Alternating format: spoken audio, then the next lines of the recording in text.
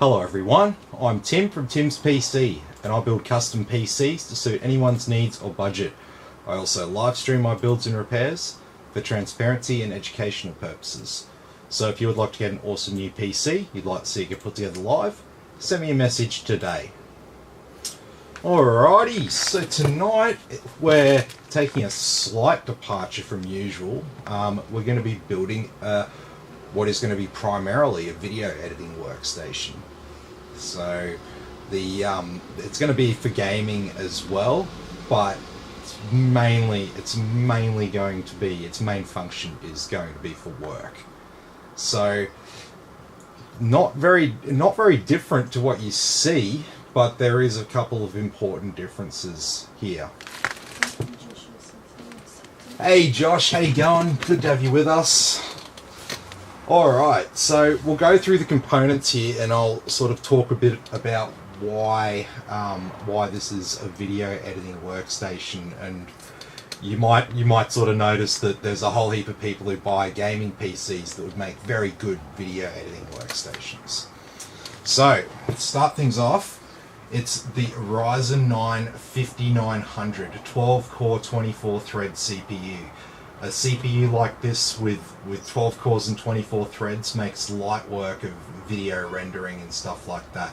Just means you can get your work done quicker. You can render more stuff in a day and essentially get more done. So the more you spend on a CPU here, the better. We've got the Asus X570 Elite motherboard here. We'll have a look at that a little bit closer when we unbox it. It worked out $40 cheaper to just add a Wi-Fi Bluetooth PCIe card with this motherboard than to buy the Elite with the Wi-Fi Bluetooth built in.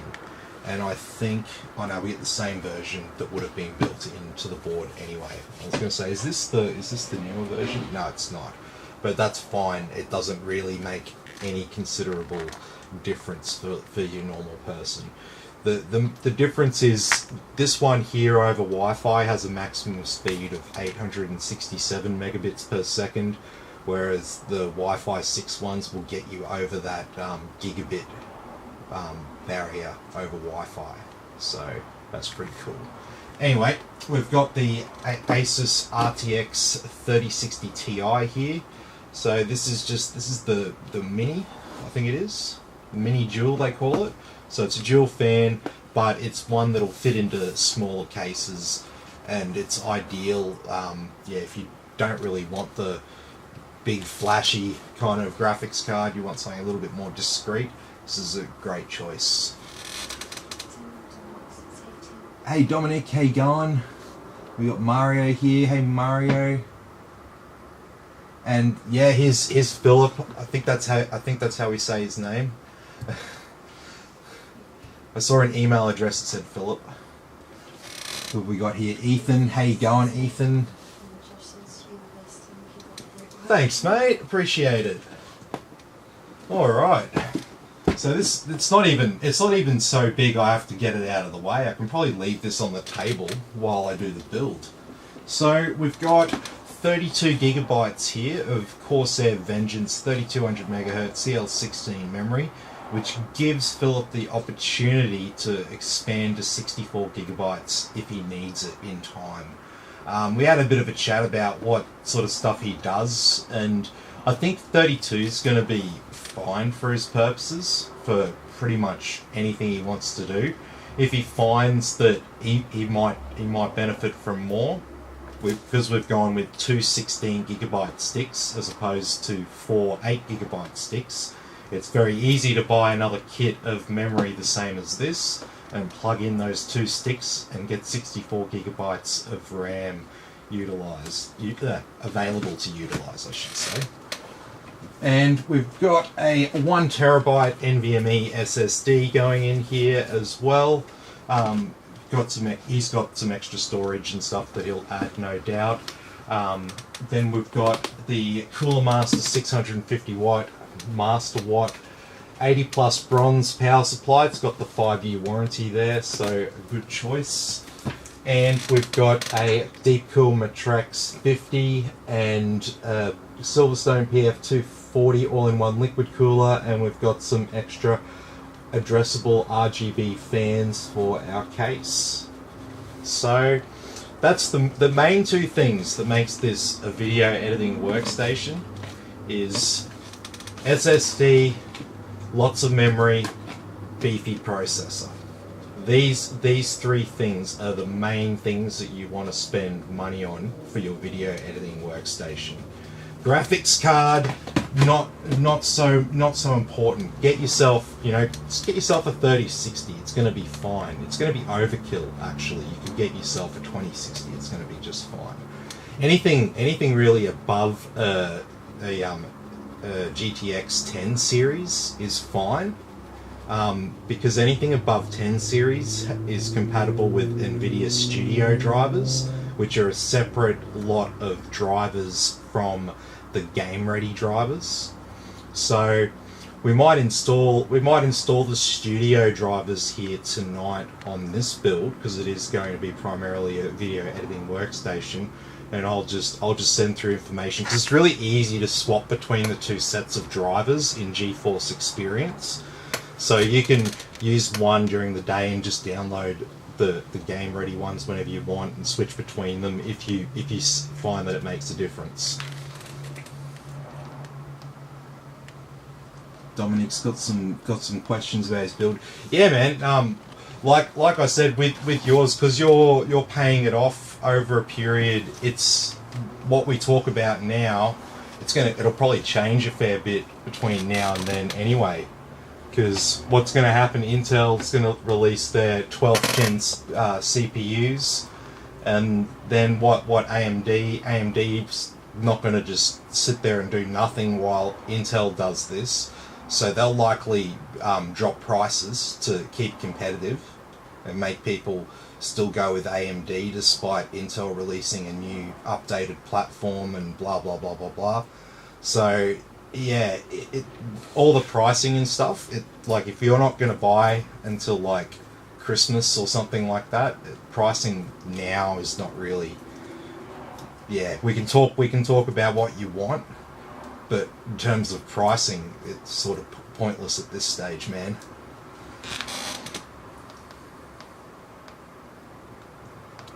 When are they relaxing? Well, when are they releasing? When are they releasing? So Intel 12th gen is towards the end of October, early November, I think. So Windows 11 is like next week, I think, on the 5th, I believe. That's when the official release is. So you can, if you've got Windows 10, you can go and update to Windows 11, provided you have the TPM 2.0 chip, because it's probably telling you right now, if you don't have that your computer is not compatible with Windows 11. But yeah, depending on your motherboard brand, they're starting to come back in stock, so we'll see what happens with that. Anyway, so yeah, we've gone through our build here, so let's have a look at this motherboard. This is a really nice motherboard with here.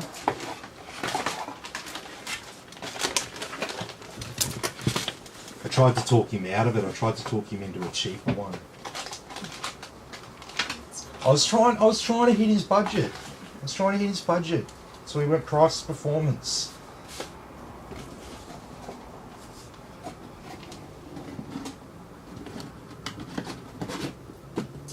It's not quite as hardcore as ASRock's packaging.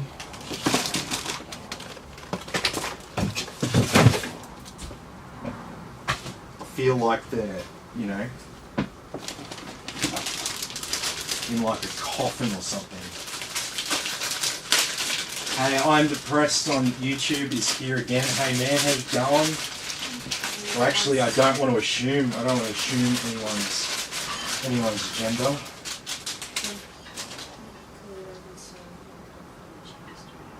$20.80. Well, considering you can't really buy them new, can you go back to the thing so I can see where I'm holding the board? That's going to be very weird. Okay. So, we've got a bit of plastic here I might get rid of first. is there any more? I don't think there is. No, that's actually going to be there. Alrighty, so let's have a look at this motherboard. So as you can see, it's quite a nice looking board. It's got some RGB stuff built into it around the chipset fan and around the I/O shield at the top there. So it looks really nice when it's all lit up. So starting at the top here, we've got a sneaky fan header up here. So I'll have to remember that one before I go too far in the build. We've got 8 pins of CPU power up here. We've got direct touch heat sinks on our MOSFET and VRM, and we have 2, 4, 6, 8, 10, 12, 14 phase power. I think it's 14, or maybe it's 15. There is another little choke up here. I'm not sure, I'd have to check the specs for that. We've got our AM4 socket here, obviously. We've got 2 fan headers up here, a CPU and a CPU optional. Dual channel memory here, 4 slots, 2 channels. Around here we've got 2 RGB headers, a 12 volt and a 5 volt. We have a 24 pin ATX power for all the other systems on our motherboard. Then we've got a sneaky Type C front panel connection here. We don't have Type C on this case, but you could easily buy the switch and hard mod one in if you needed it. Yeah, we don't have it on the board either. That was one thing that this board doesn't have. So around here we've got 6 horizontally orientated Sata ports there, which is good to see. I don't really like the vertically orientated ones. We have our front panel connection here combined with our diagnostic speaker header. There's also 2 little pins above it there, that's the clear CMOS header. We have 2 USB 3.0 headers here at the bottom of the motherboard, vertical orientation. We've got 2 USB 2.0s there. We have our trusted platform module header there. Tough luck finding a Gigabyte 12 pin, I think it is. Gigabyte 12 minus 1 pin. Yeah, good luck finding that. You have a flash BIOS button, 2 more RGB headers, an LED header, and our front panel audio connection here. And obviously all this stuff here is related to our audio, little gold audio capacitors there, and everything around here related to audio is as close as possible to all that. So the rear I/O here, we have good audio outputs here, including Sony Philips digital interface. This little one here with the flap, that's also known as the optical audio output, so nice and easy to connect your soundbar up to that. We've got Ethernet, we've got, looks like 2 USB 3.1s, 4 USB 3s, 4 USB 2s, a single HDMI port, but we won't be using that one in this build because 5900X doesn't actually have onboard graphics. And so all we haven't spoken about is just this stuff in the middle. So starting over here, there's a sneaky 12 volt RGB header tucked away back there. And then there's another fan header here. Can I get a cable through there? I can, that shouldn't be too much of a problem. We've got 2 M2 slots here, our main one up here, plus another one. We'll probably use this bottom one to install our M2 drive and leave this top one available to install another one in the future, because when we put our graphics card in there it'll be hard to get at that bottom one, whereas this one will be nice and easy to access. And then this one here is just a little little X4 slot, and then we've got 2 X1s down here. And obviously under here is where our X570 lives, with the chipset fan there as well. And that is all of the main features on this motherboard.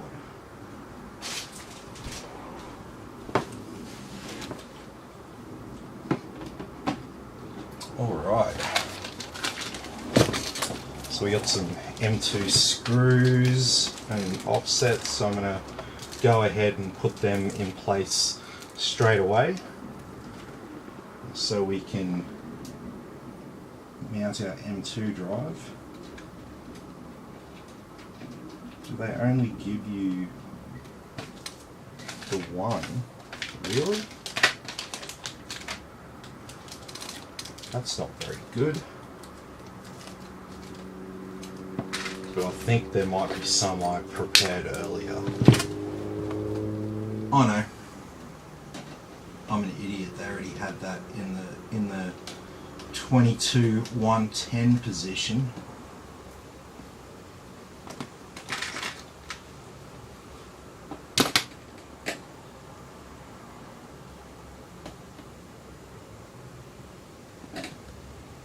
Jesus, that doesn't want to come off, does it?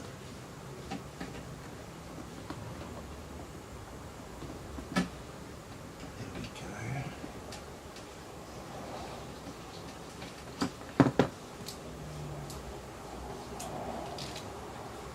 I'll put this one in the correct position under here.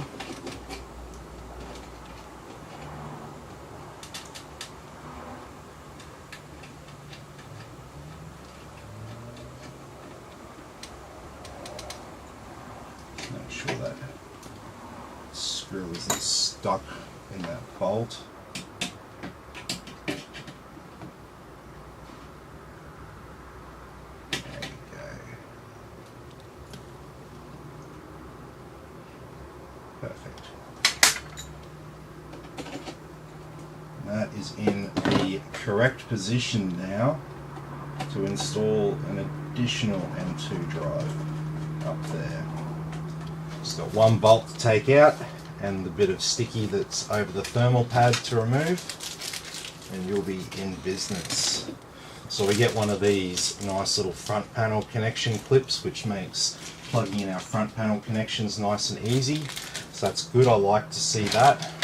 We've also got some SATA cables. So what I'll probably do, I'll probably install all 6 of these SATA cables and just route them to the back, and then no matter how many drives Philip wants to hook up, it won't be a problem. So yeah, we'll do that later. Alright, let's get started. So we'll start with just whatever's first in my pile here. It just so happens to be the 1TB SSD. So we'll get started on that one. The Kingston NV1, which is the best value one right now. It was Seagate last month, and this month it's Kingston.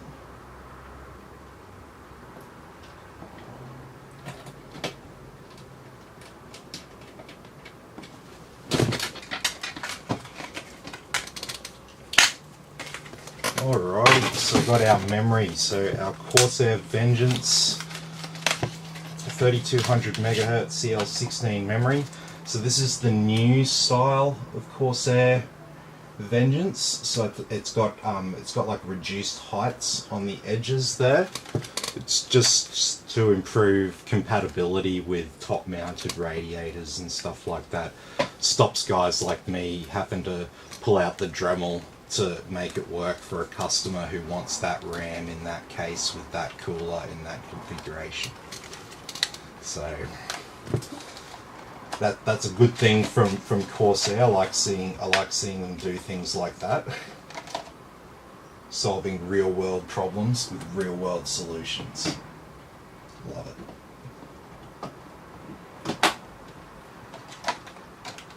You got my vote.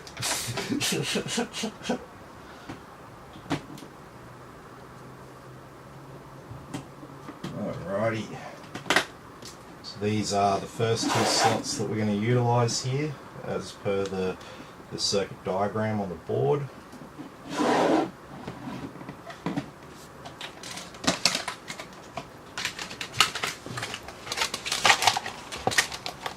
Okay. So now we got our CPU. Look at this box that we get, and it's just a CPU and a tray.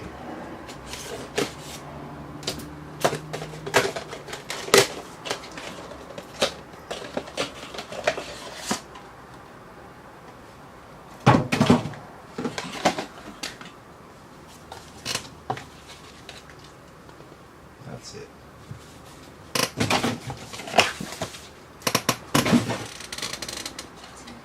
Yeah.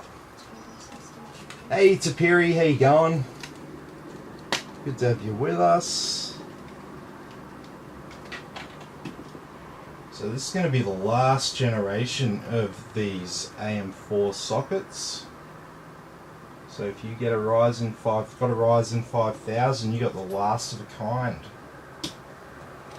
End of the line. So the next AMD CPUs, so the Ryzen 6000 CPUs, are going to have Intel style land grid array sockets, or LGA sockets, where the pins are on the motherboard. They'll have a flap over the top of them and all that. What am I doing? I'm trying to like install this. That's not going to go in just yet. Or I could, it would just make putting in the motherboard really, really difficult. Alright, let's get this out of the way. And let's get this cooler sorted.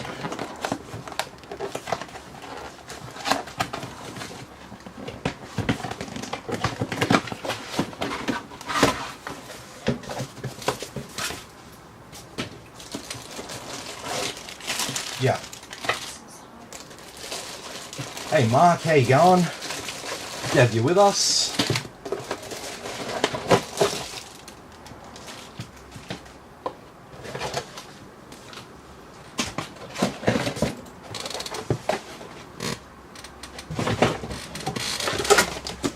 Yeah. 1660 is fine. Like, it depends on what your expectation is for like a good gaming experience. You know, like I can.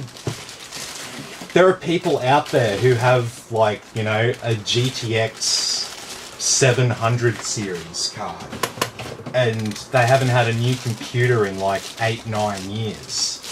I can sell them like a 9th gen Intel i5 with a 1660 Super and like a decent NVMe SSD, and they're going to be like, this is the fastest, best computer I've ever had in my life, thank you so much. Because they won't know any better. Because coming from that to that, that's a big upgrade, and they're going to have a great time on that.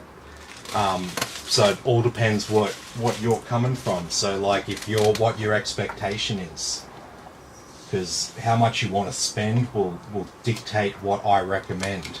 If you come to me with a budget of whatever, that might mean we're looking at CPUs more than $400. If you're looking at CPUs more than $400, you're probably going to see me recommend a Ryzen 5000 CPU to you, pretty much no matter what you want to do.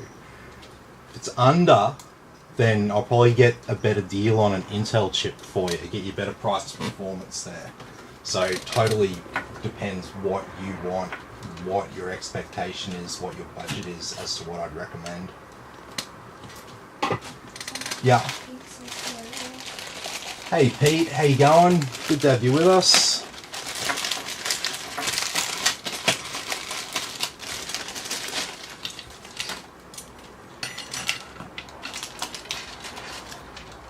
Okay. I've just got to prep this for AMD. Do it the right way the first time. That's always the best.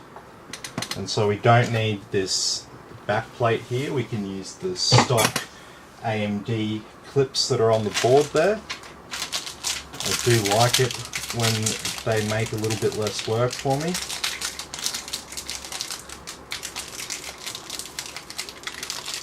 Still make these a pain to get into.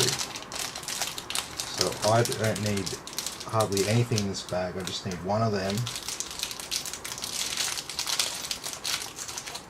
That one. This one. And this last one that's right down the bottom, of course. That one there. And then all the rest of that stuff I actually don't need, and I have spare packets unopened. So it's just going into recycling.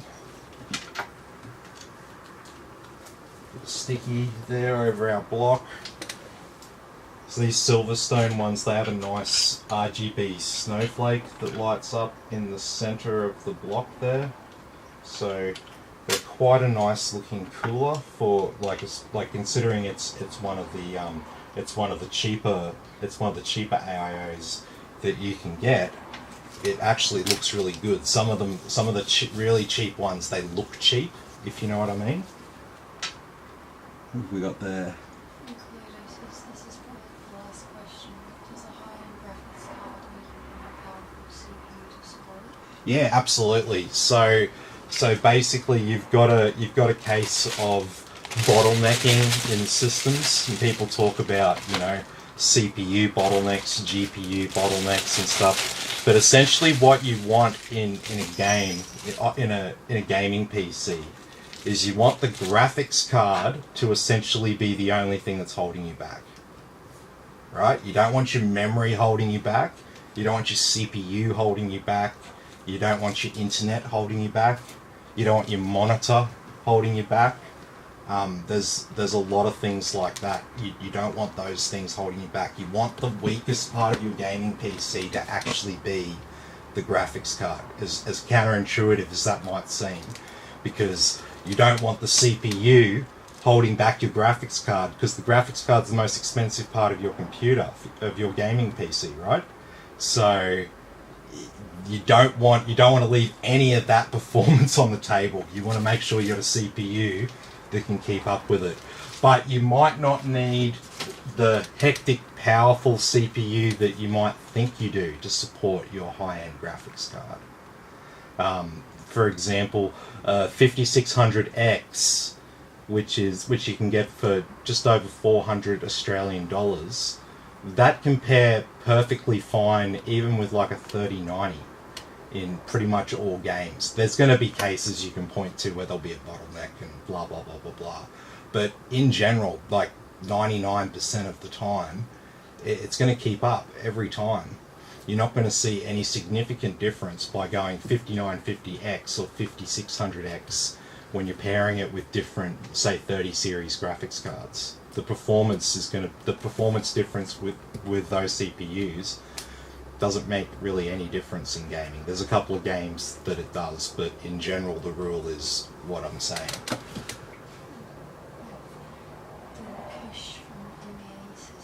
Hey, how you going, man? Good to have you with us from India.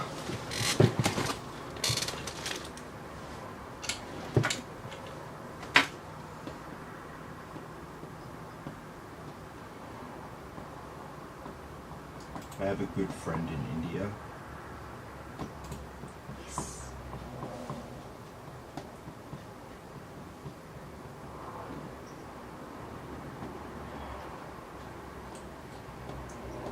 Mirage. I think that's how I was thinking to say his name. Mirage.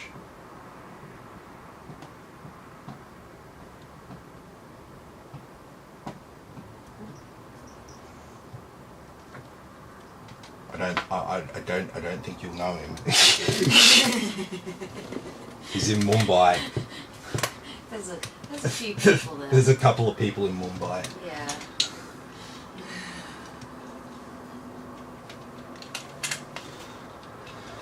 Okay, so it's going to be...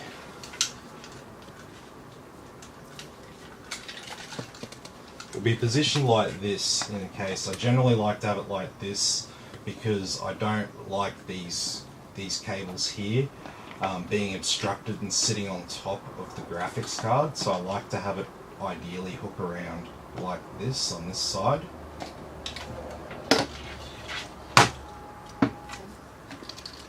Yeah.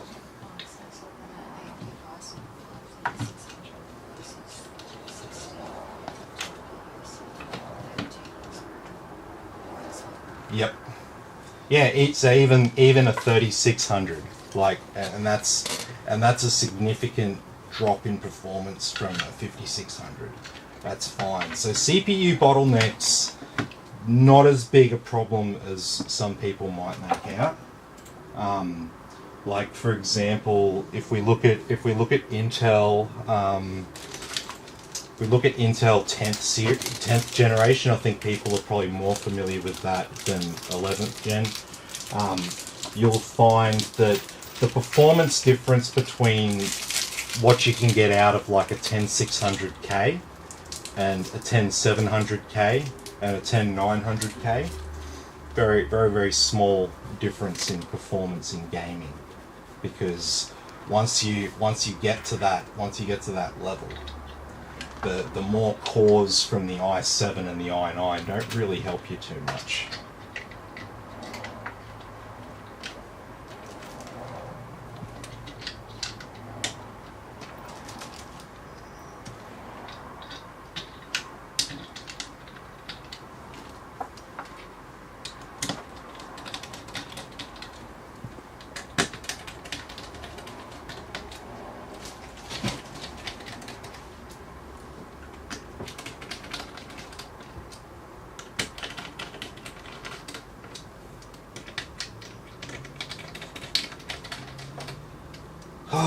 This is nice and easy. I don't know if anyone who's watching tonight caught me a couple of nights ago when I screwed in fans to one of these coolers, and it was like the one that was produced right before they changed the drill bit, because the drill bit was getting worn down.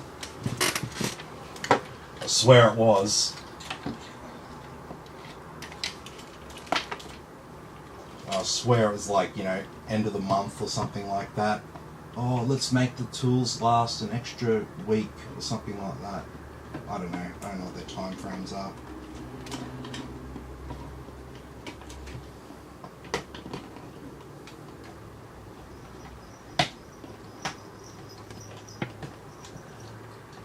Let's see.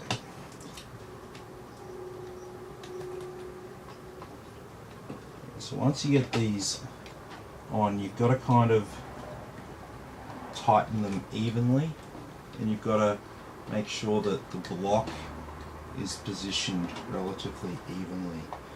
And the reason is they'll come off.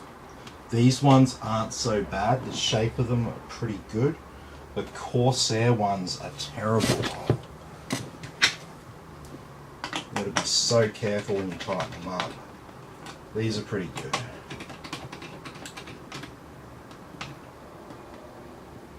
So as you can see, once you get to a certain point, you can just sort of screw them down, just like you saw me do there.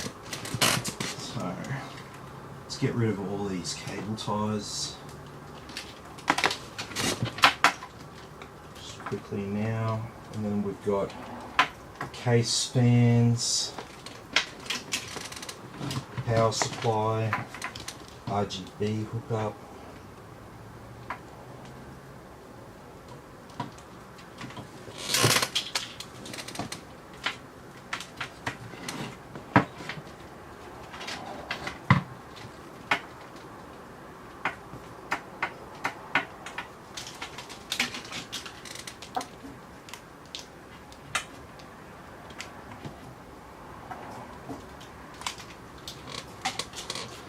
Okay, so that's all ready to go when we're ready with our case.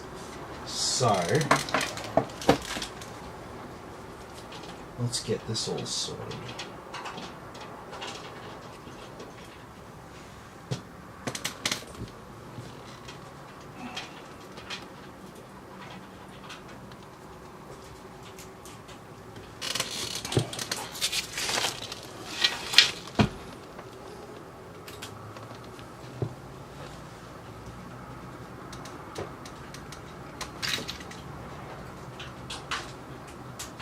This is a great value for money case.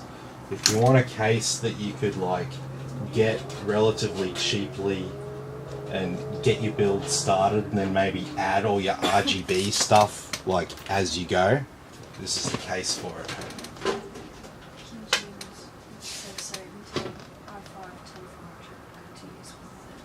But with a 3060, yeah, absolutely. Definitely. Yep. I wouldn't. I draw the line. I draw the line with 10400F and like a GA102 GPU. So like a 3080, 3080 Ti, 3090. You could do it with 3070. There'd be a little bit of bottlenecking in some games at some resolutions and stuff, but it wouldn't be too bad. But 3060, no problem. And I'll note for the 10 millionth time that 3060 Ti and 3060 are nothing alike. They share a name and that's it. They do not share a heart or a soul. Okay? This shares its heart and soul with the 3070 and 3070 Ti. Okay? Rip them open and they're totally different inside. No, it's just very confusing for consumers. That's why, and everyone gets confused about it. They think, well, why would you not think that the 3060 Ti is an improved version of the 3060? Why would you not think that? That seems to make such obvious sense that you're stupid for denying it.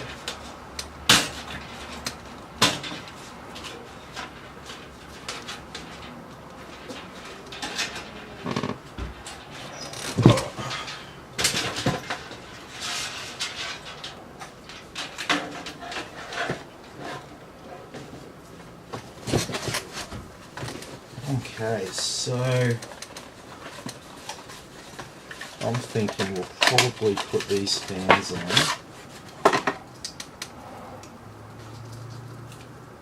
I reckon from the outside, because it's going to look so much better.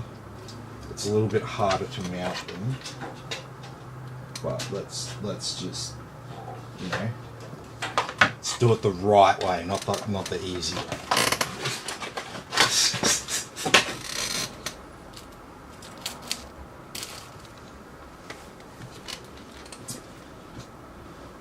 Oh yeah, I should be able to make something happen here, I reckon.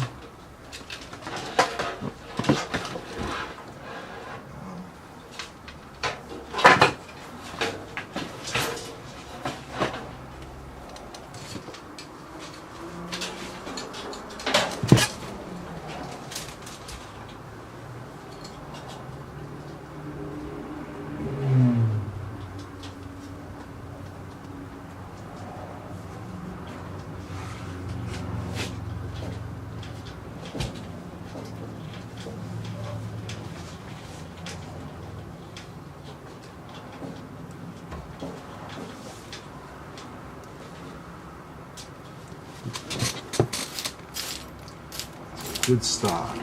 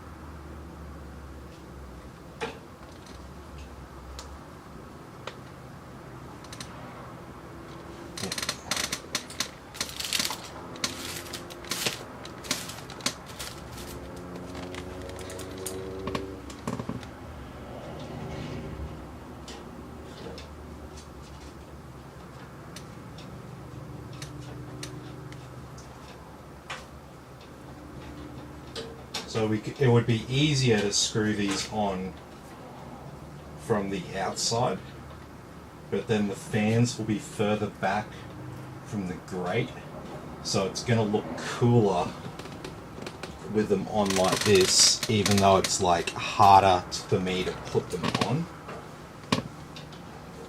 You'll see what I mean. You'll see what I mean when we're done. There is method to the madness here.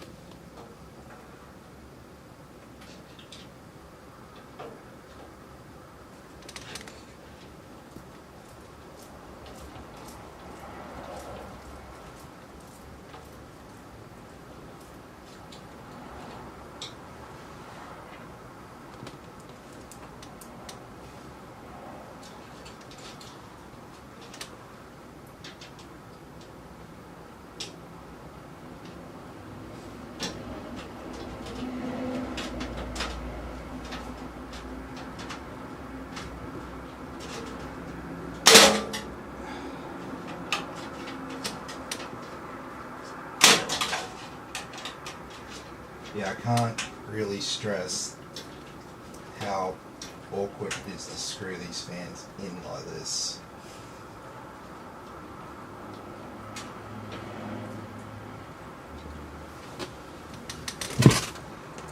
Let's do the last shithole first.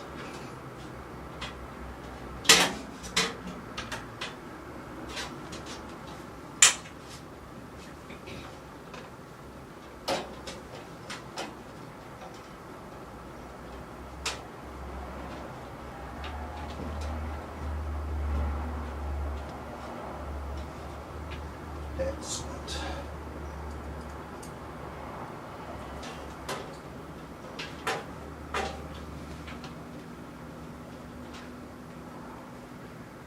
So now I can actually get leverage on it from this angle. Now there's no worries screwing that in.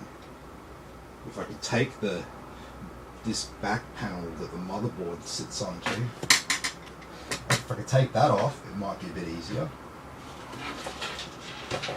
Alright, so now I'll sort all these cables out, get them running out the back.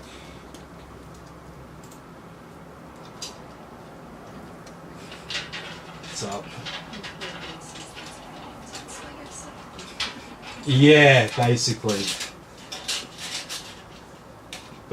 yeah. If you like playing with Lego that's electric and expensive and stuff, Like the Meccano sets? yeah, it's kind of like that, but you build the same one every time.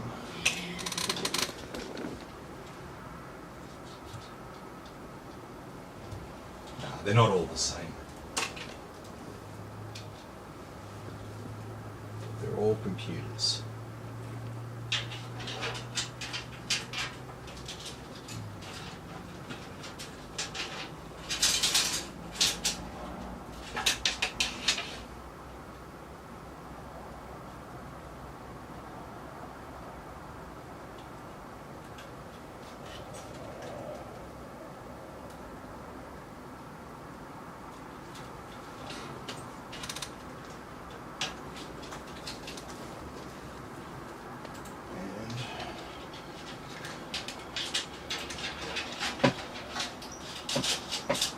These two.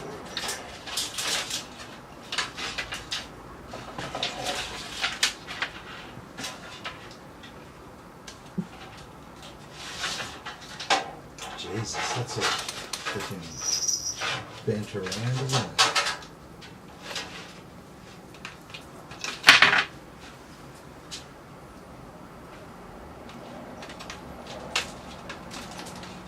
We don't even need that much USB 3 cable sticking through anyway. Just leave it like that.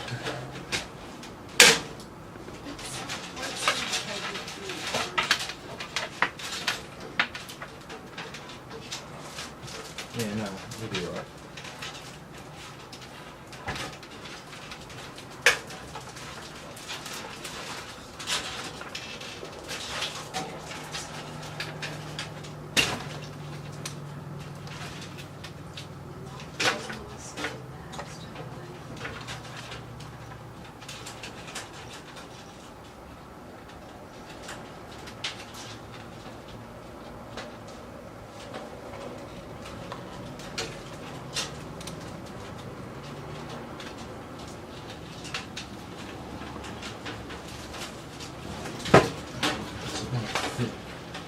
Doesn't want to fit in.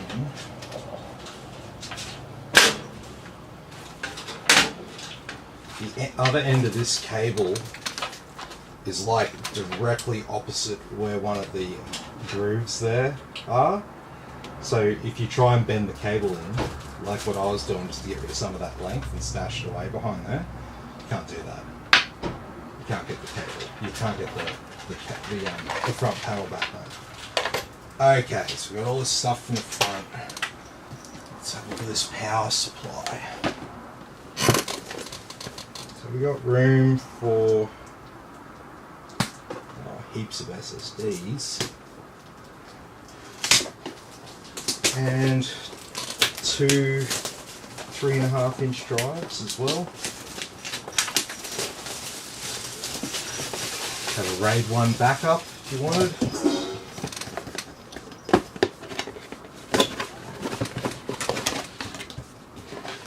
I shouldn't say backup, I should say redundancy.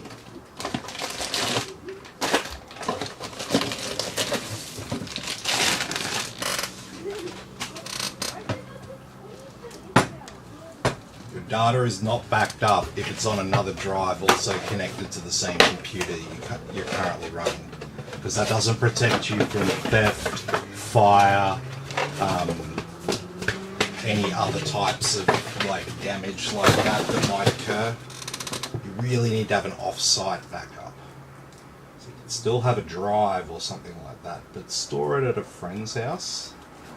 And then if their house burns down, you just lose the backup and you make another backup. And if your house burns down, all your stuff's on the backup at your friend's house. That's pretty foolproof. Or if you've got a storage shed or something like that. PO box even, maybe. Somewhere off-site. Grandma's house. Yeah, that's fine. That's fine. Just somewhere that if your house burns down, that other place won't burn down. That's pretty much the main thing.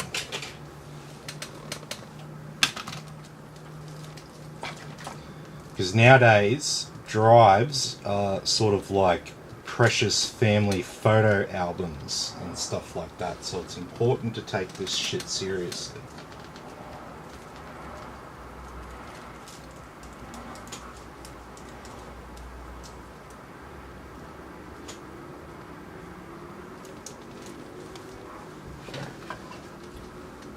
I feel like it's all gone quiet after I've yelled at people.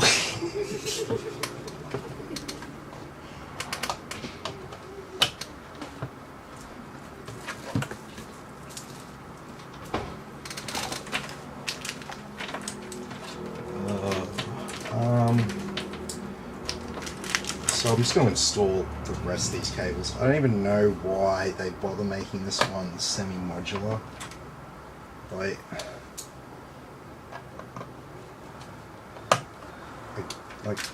I guess for the people who don't use any SATA power at all in their rig, not for a fan controller, for an RGB controller or anything, and they just need the other two cables, I guess that makes sense, but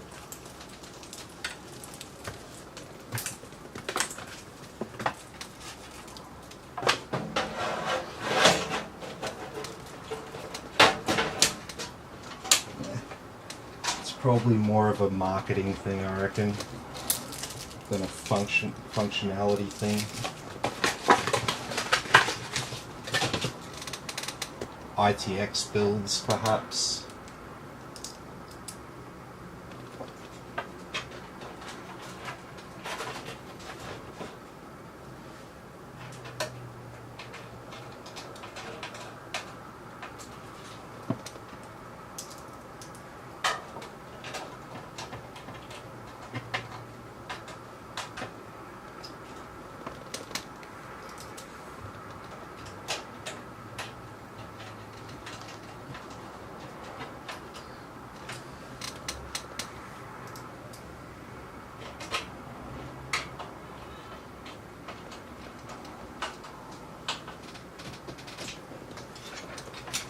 All right.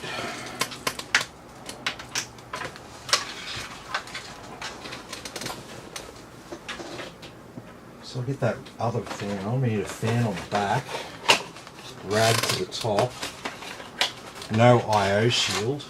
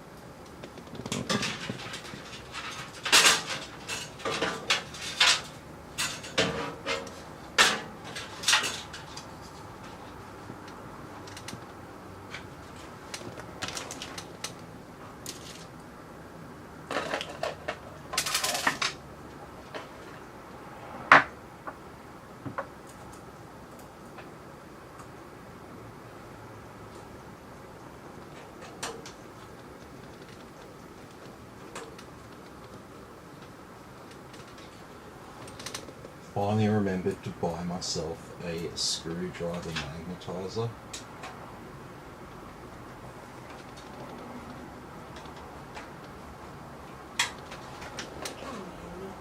Yeah.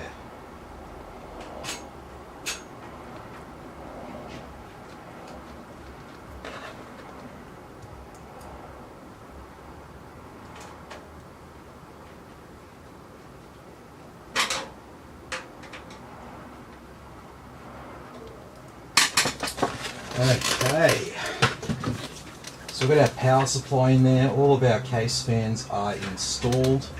Can't really see them too well through the mesh there, but trust me, they will stand out a lot more at the front of that case from doing all that hard work. So our positions here for everything. So we need slots 2 and 3 on this motherboard, and it does just have these things to snap out. So if you can remember to always take them out first. It's not wouldn't have been a problem on this motherboard. There's nothing in the way for it to hit. But sometimes you've got to be very careful when you take these out. You don't want to rip a little resistor off the board, or snap or bend a capacitor, or puncture it. You don't want to do any of that. All bad times.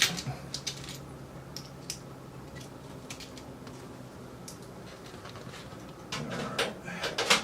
So it's just got the 6 bolts for a small size ATX board. Not to be confused with a micro ATX board. So there are ATX boards that only have 6 screws in them, and then there are the full-sized ones that have the 9 screws. And ASRock like to be difficult, and they have 10 screws in theirs. Just because they've got to be different. They utilise one of the standard micro ATX holes that get drilled in cases for the offset, so they just use that extra one, even though nobody else bothers.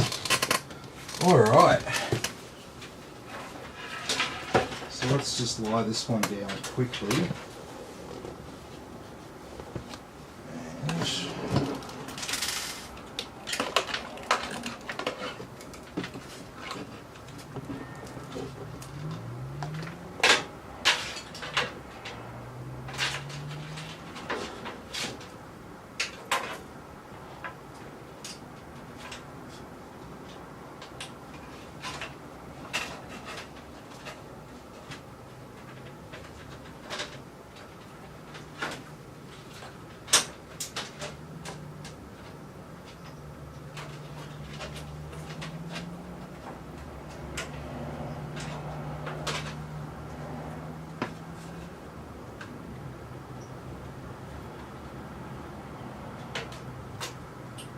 Okay, I don't think we've got any major cables to route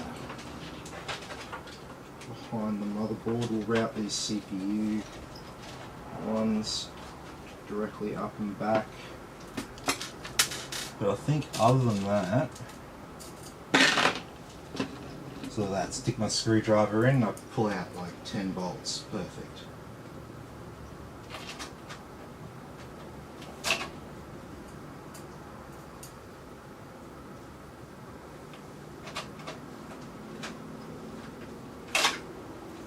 Serious?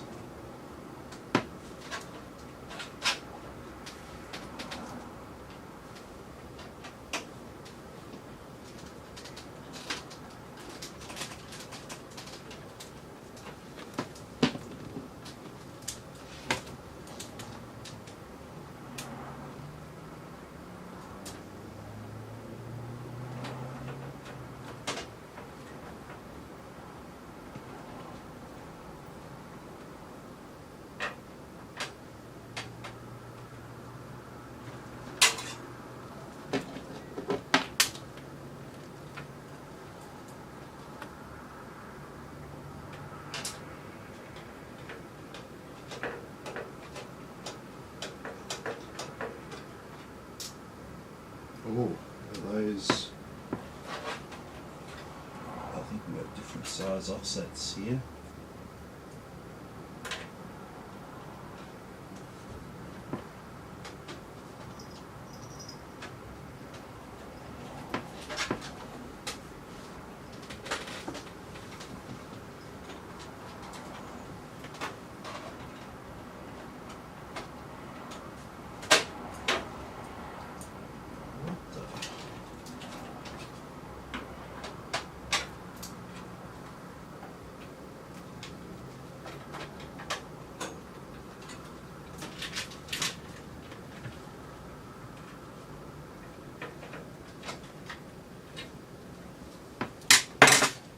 I'm having like major problems with something that should be so simple.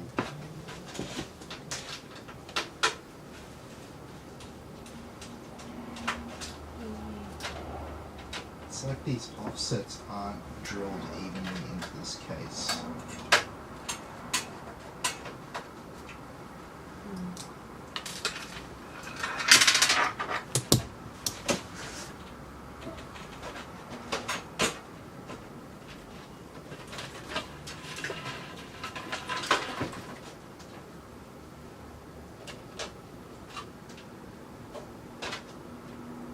Yeah. Hey Mick, how you going? Hey. Okay.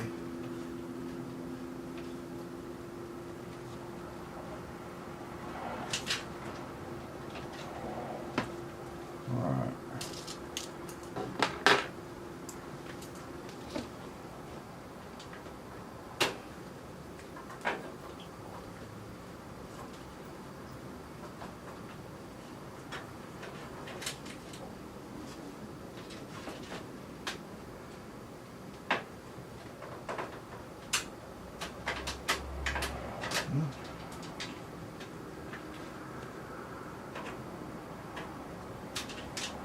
I swear to God, these are not completely even.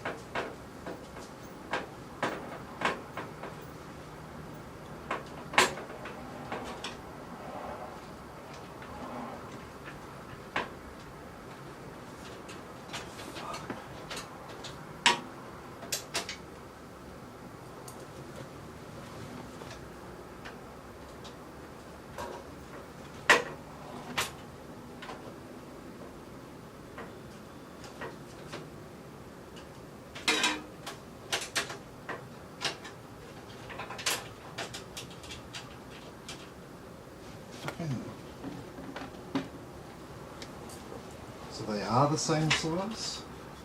It was just crooked?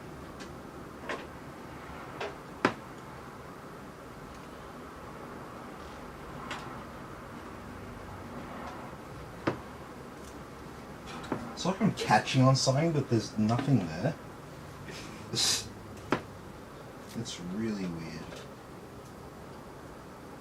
I think now that I've got these three in, the others all look relatively lined up now, so hopefully I don't have any other problems.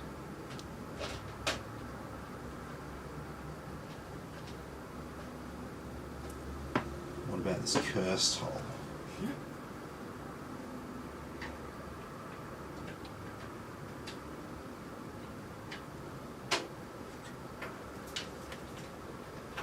Oh, look at that. You were doing something wrong. Something wasn't quite right there. It's still not completely even, but it's lined up. It's lined up enough for me to actually screw it in place. I don't know what the go was there. Manufacturing imperfection.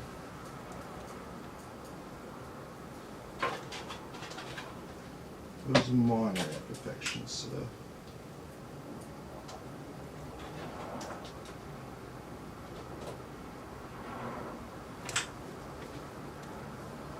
Isn't that what they said on the Titanic at first? It's a minor leak, sir. Nothing to worry about. I'm pretty sure that was part of it, wasn't it? The freaking dude from the White Star line.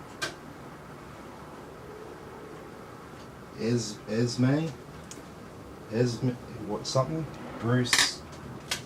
Yeah. He ran away with a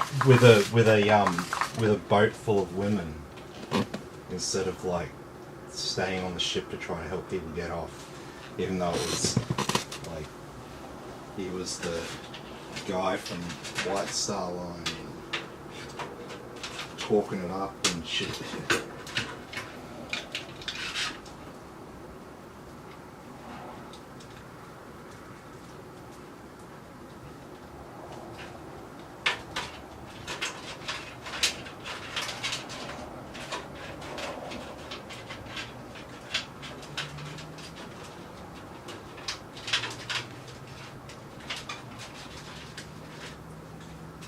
Can you lend aid?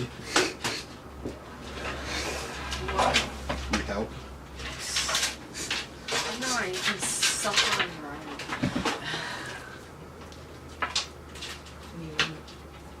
Aha. What? This cable was just stuck between the backplate and the motherboard, just on the corner there. That was what was causing all my problems before.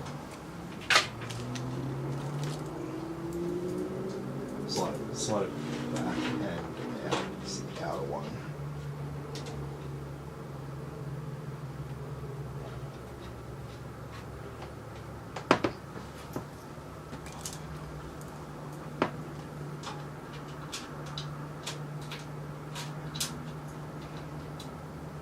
The other one's for 280s. 280, alternate 240. But I like it to be lined up with the back fan.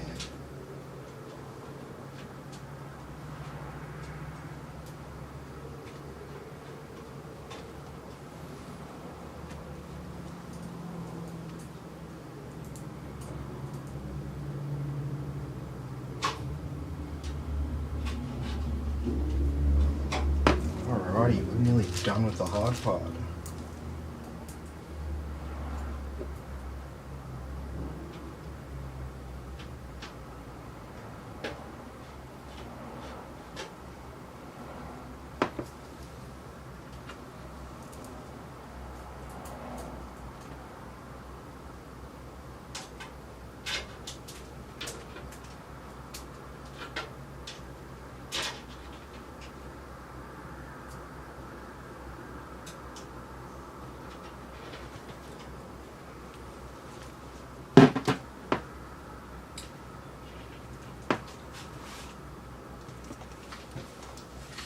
Where's the... Oh, put it on the front again. I'm like, where is it?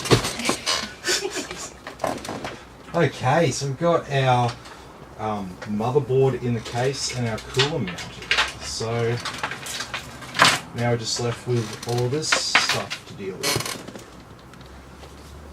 So you can sort of just give up at this point if you want.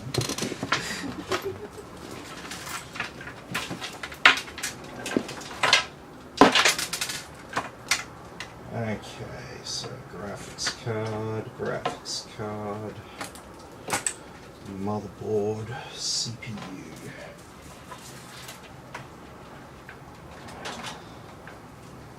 So CPU goes straight around the back and up the top. And, oh, did I forget about that freaking, yeah, but I've still remember to plug one in.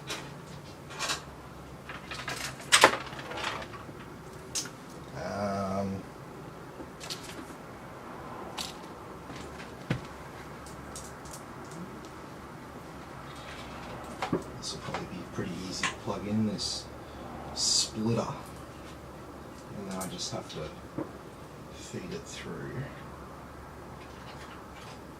but at least it's on the header.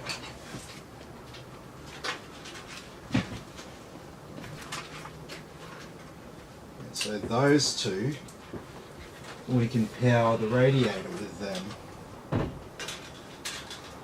And then this back fan, that can go onto our designated CPU header.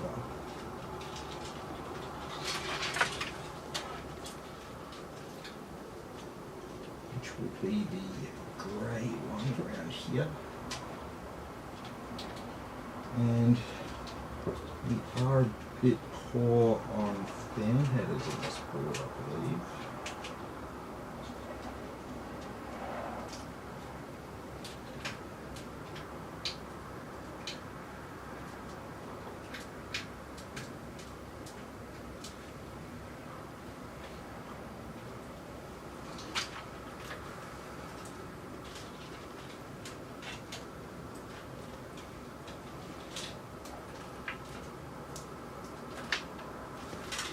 Okay, so we've got 1 and 2.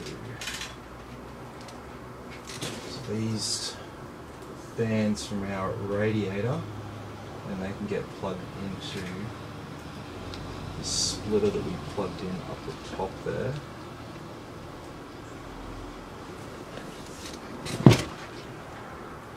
Now for the real fun part. My all-time favourite header, CPU header.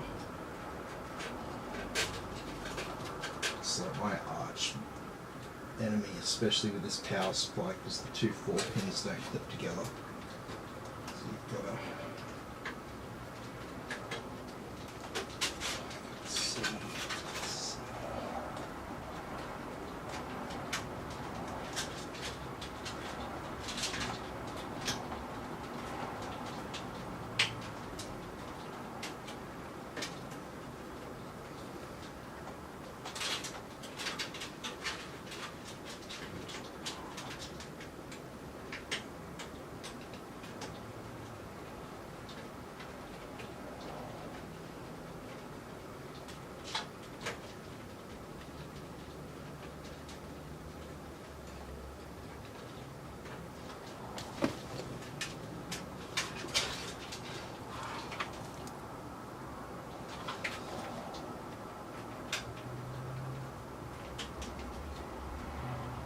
Let's see. Oh, those clicks are clicks of beauty.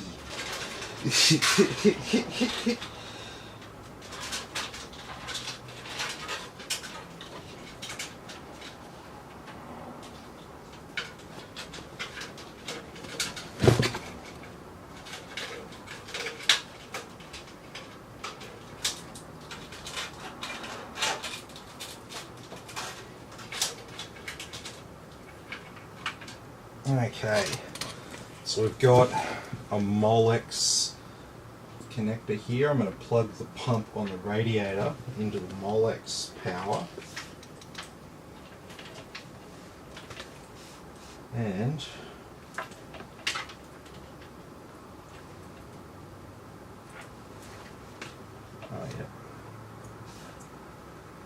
oh, that's not all. It's got a SATA. It's got a single SATA. And then the Molex cables. Okay. Cool. You do you, bro.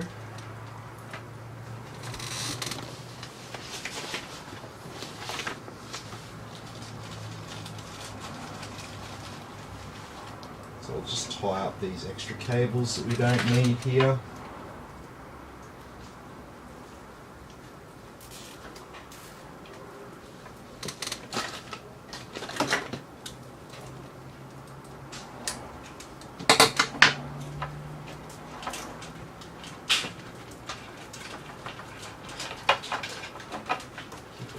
Out of the way, and then these can just get stashed.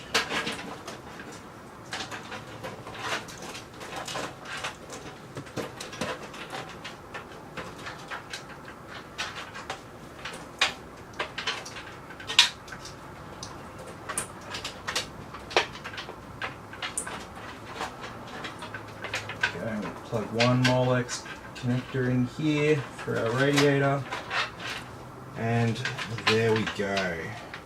So now all of these cables here, that's just RGB stuff. We've got a single SATA cable here that we're going to leave loose out here. I'm going to stick that SATA cable in the 3.5-inch tray there. And now we're just left with graphics card power, motherboard power. We've got our front fans and RGB and the other RGB at the back there. Also got this USB 3 cable. At least it's a relatively flexible single strand cable, so it's not going to be too hard to get that plugged into the bottom of that motherboard. We've also got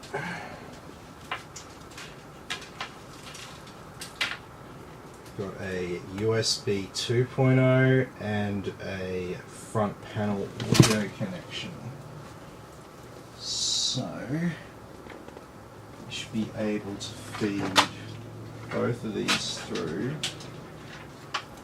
down the bottom here.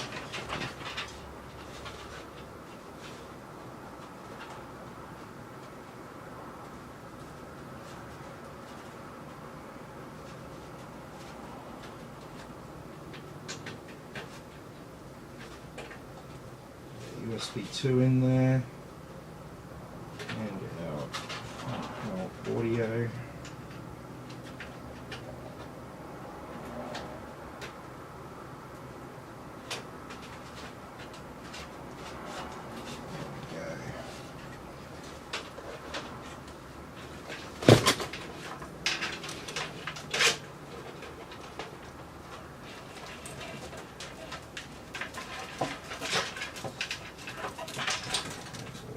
Sure we don't get our wires crossed in such a way that annoys us.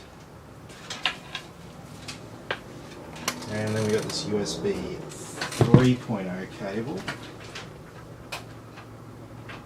which can just go straight up here and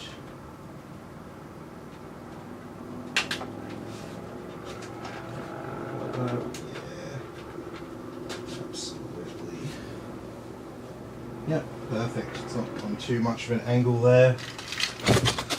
So we use our easy mount front panel connection thing here. So let's get our front panel connections untangled there. So in this case we've got a power button.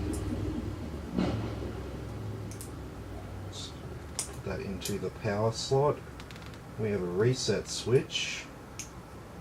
Plug that into the reset slot, and we've got power LED, positive and negative.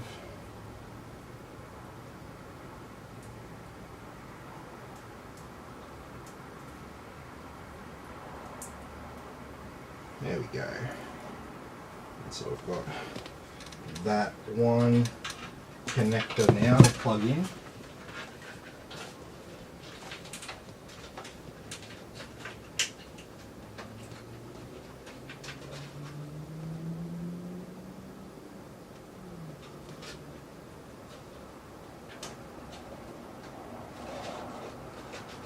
There we go. And we've got our front panel connections hooked up.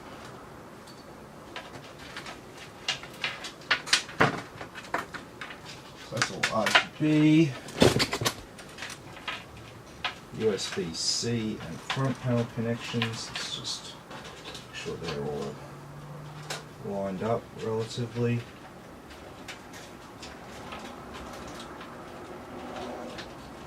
I'll just fold these back and stash them away.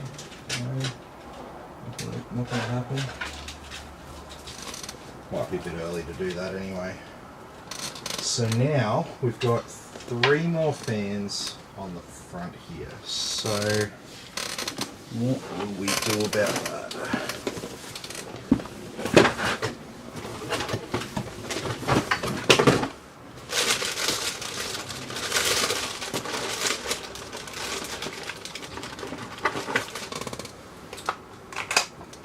So I'm thinking we might just use one of these little controllers.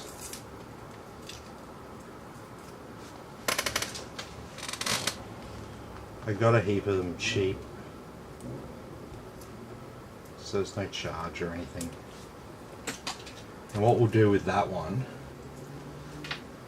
put a bit of a longer cable on it. So I'm going to feed this cable here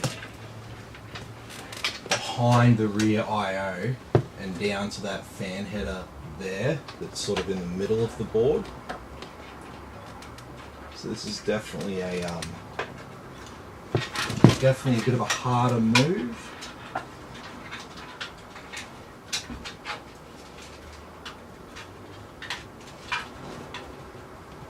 But from what I saw, it's definitely not impossible.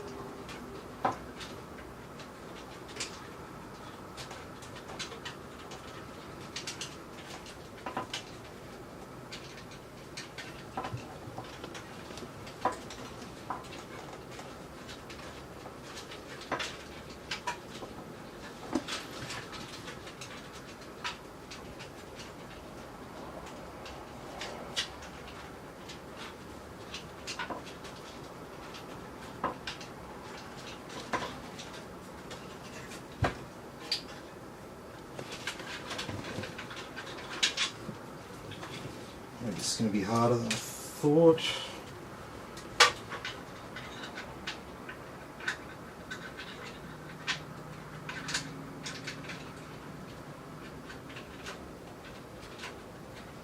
Oh, there we go. Just have to go at it from the right angle. Okay. Fit this through out the back. Let's not pull it through after all that. And we can plug our controller into there.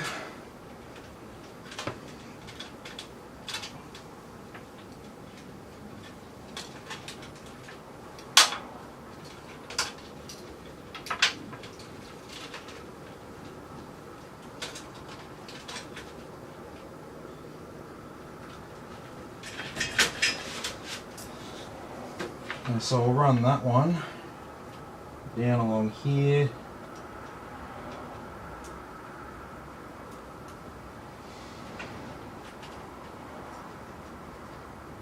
Got to make use of the cable length there when we mount it. Just there. Now it's going to make our lives really easy around here. Just got these 3 fan cables.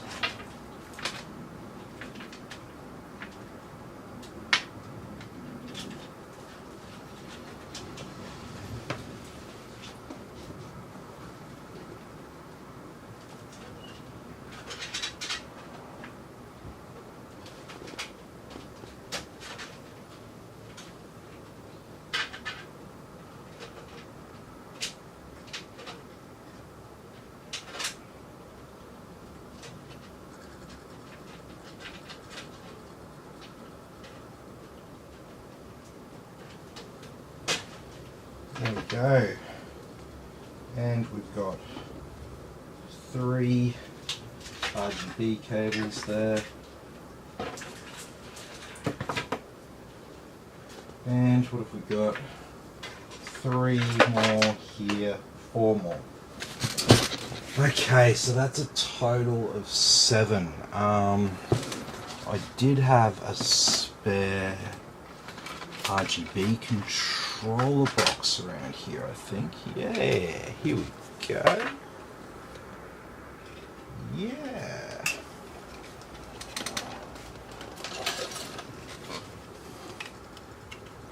Let me just clean off.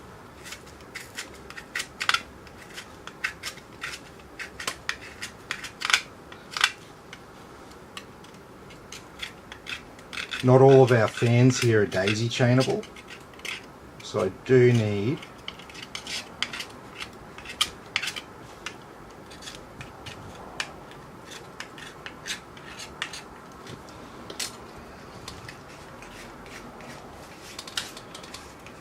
one of these. So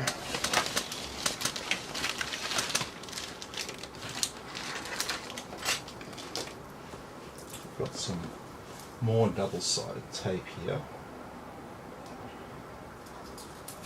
This is actually a double-sided piece of magnetic tape.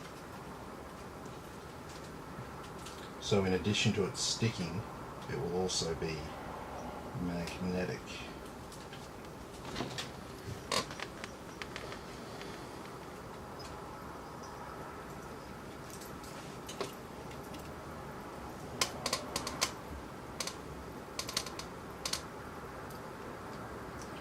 Alright, so that's where our addressable header plugs in, and we need to power it as well.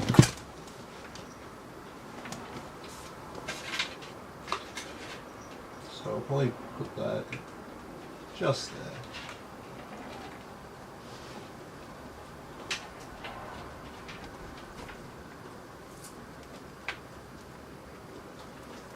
And I can plug it into some power right down there.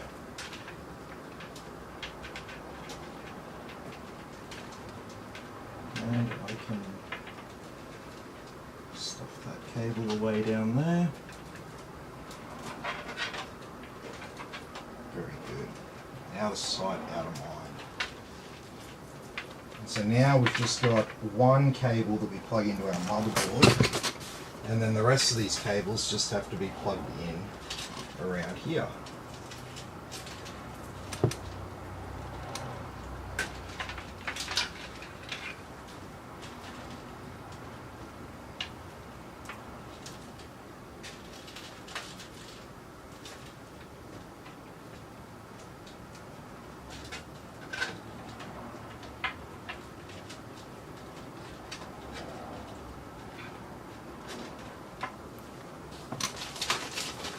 I'm just going to use a couple of zip ties here.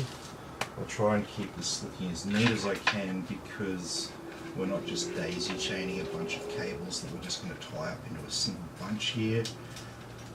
Actually got cables coming from all around the joint.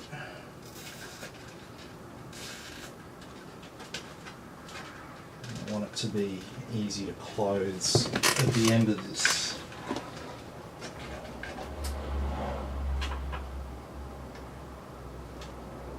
And so we'll plug in device number 1.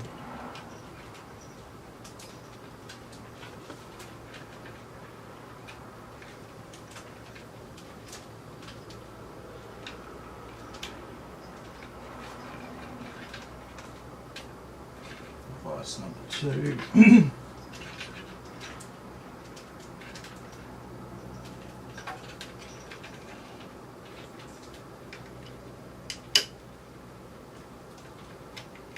Number 3.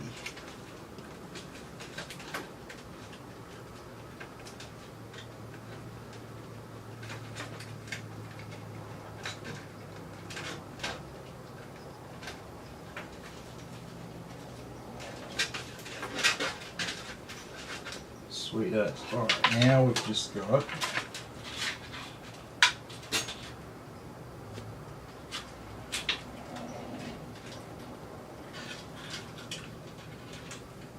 these RGBs to plug in.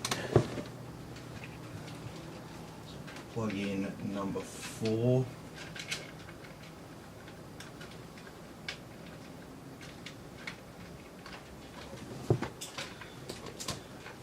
Now number 5, 6, and 7.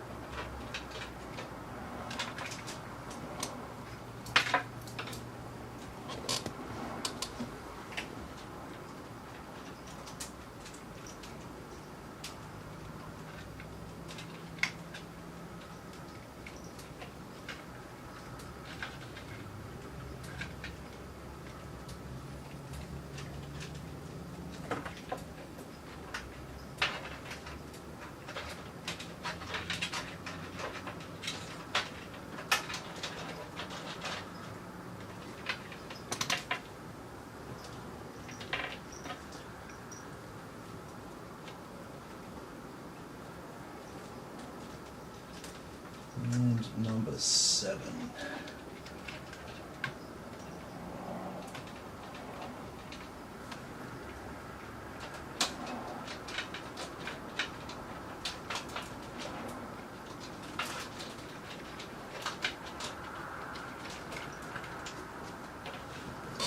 Okay, so got all of our RGB plugged into that controller. So what plug are we going to utilize for that? I'm thinking down the bottom. Because we've already got these other cables that are unavoidable down here, and we've got another one. And then I can have it nice and clean up the top. And then also we want to add an extra RGB line or something like that. It's relatively easy.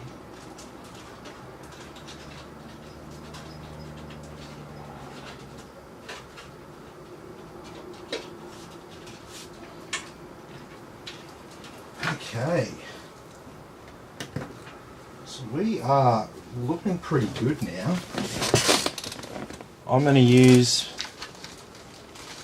2 more zip ties. That's a total of 4.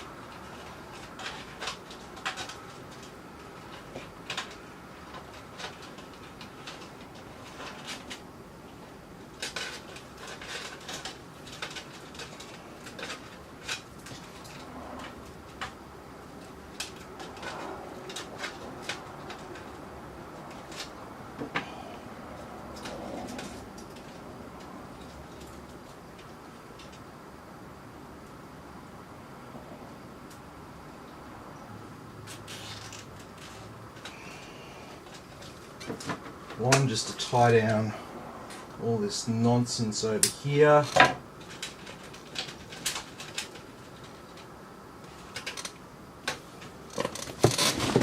And just one more over here.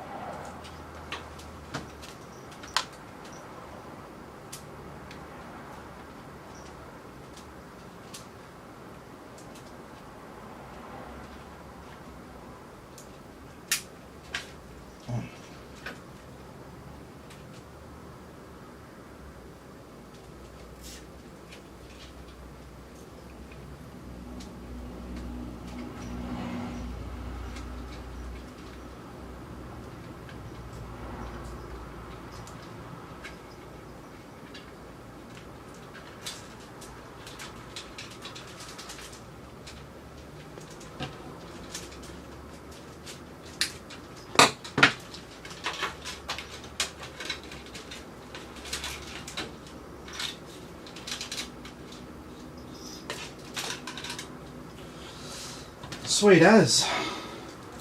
So that's looking a lot neater back there. Everything's tied down. And now we're just left with 3 other cables to plug in, plus maybe one other one from here. We should have a USB 2 in here for the Bluetooth.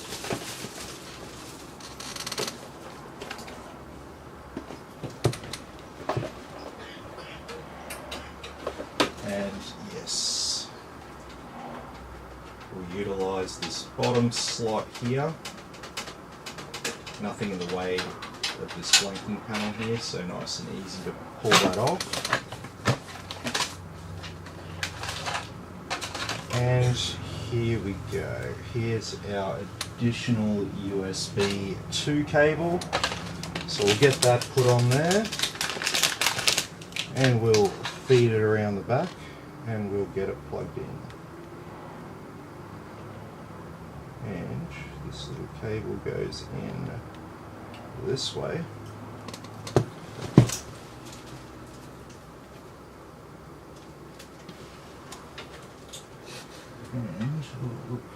we're actually just going to be plugging it in just like that and stashing the cable. That's actually how this is going to be done.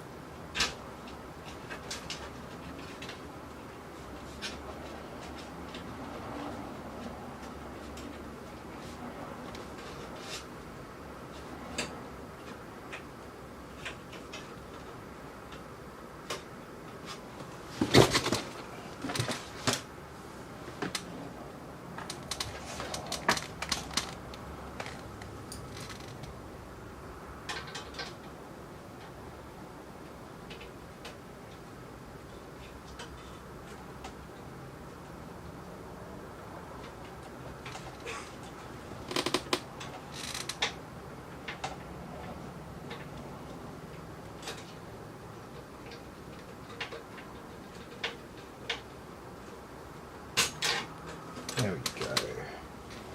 So get that Wi-Fi adapter installed.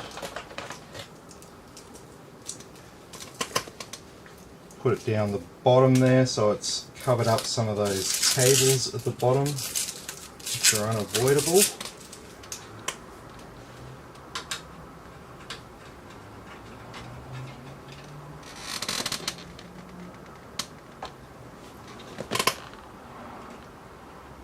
Chunky TP-Link aerials.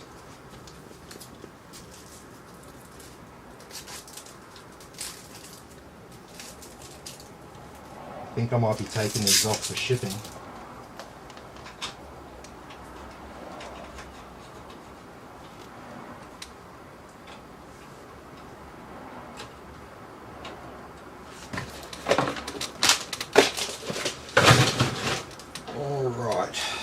So, we're getting close. We've just got our ATX power.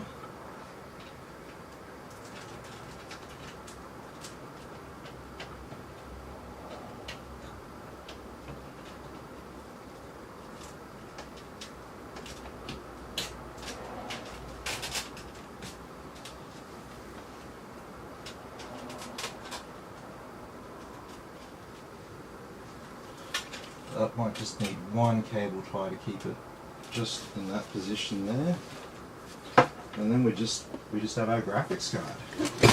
Nice.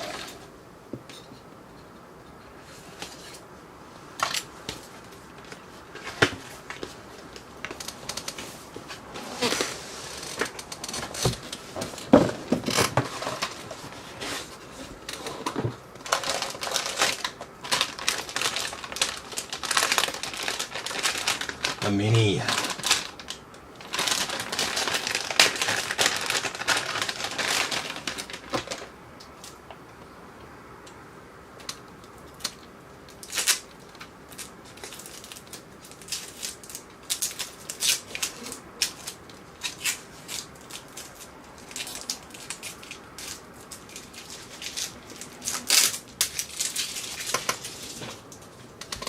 Okay.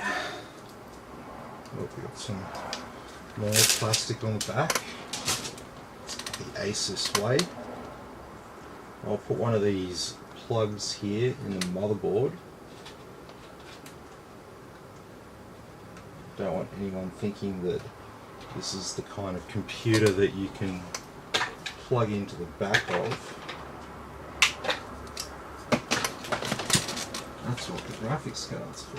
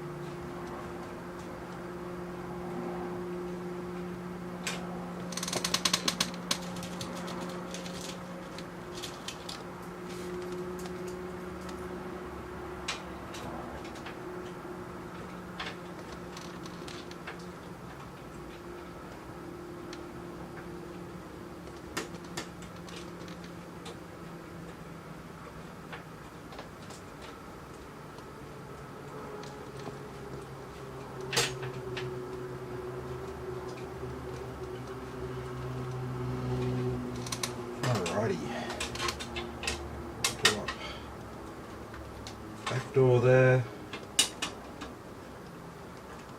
And because it's a video editing workstation, we're going to plug in a heap of serial ATA cables, SATA cables.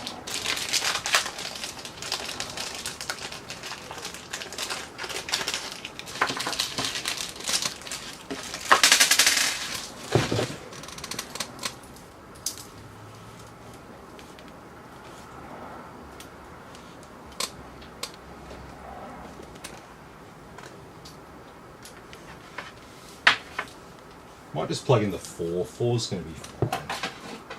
It'll look a lot neater if we just do the 4.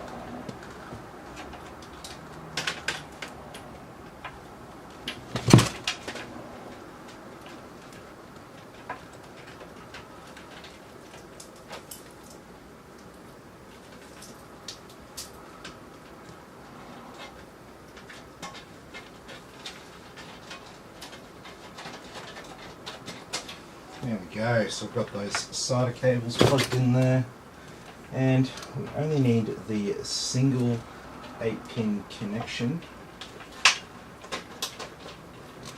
so we can put one of them away, and the last one we can route from up the top here. That provides a bit of extra support for the graphics card as well. You'll put in those support brackets and stuff. And you can just route your cable like this.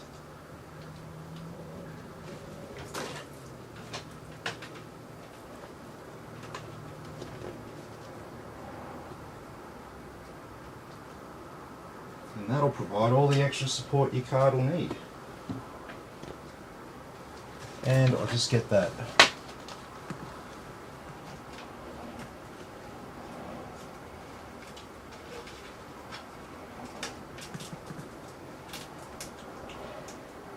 we want that to stay nice and straight.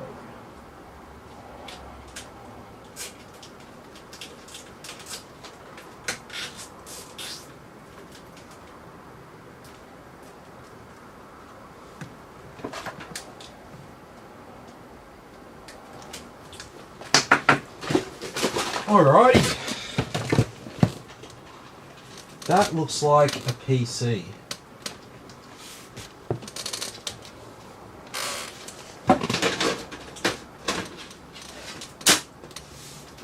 Oh, what's that getting caught on?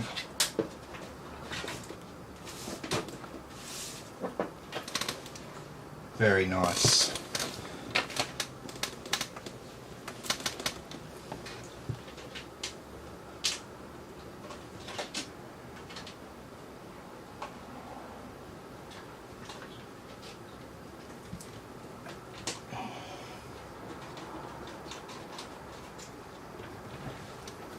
Okay, moment of truth time.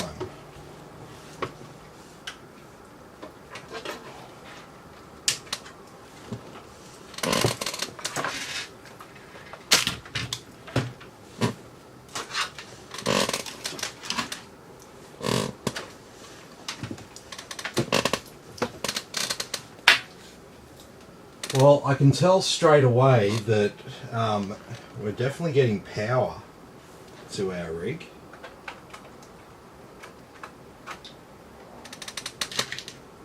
So that's a good sign straight up.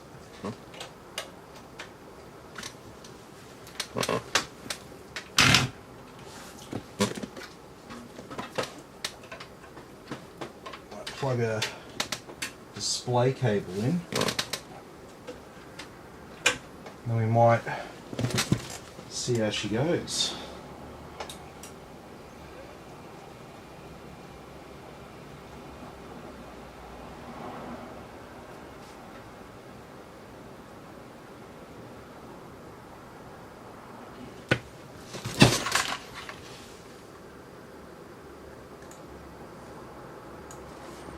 Okay, let me see if we posted.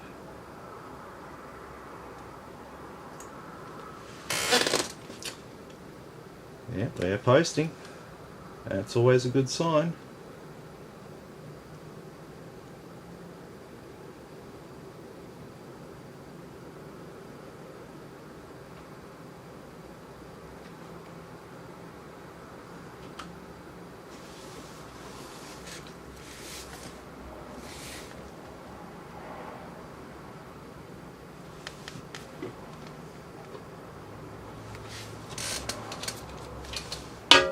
Cool.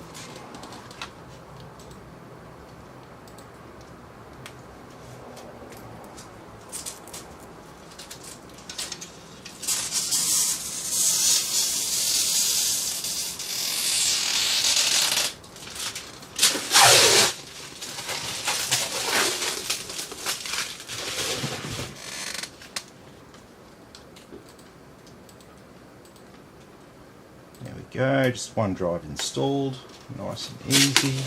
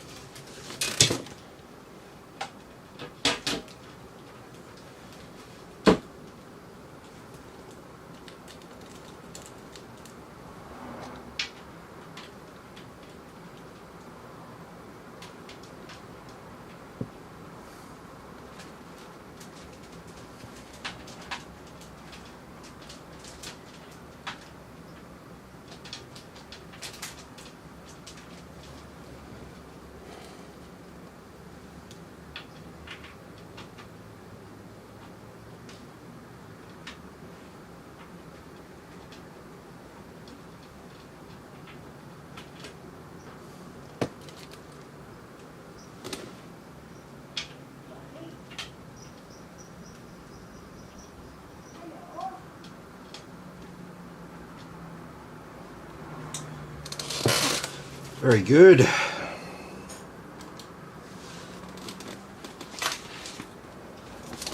going to get the latest BIOS on this.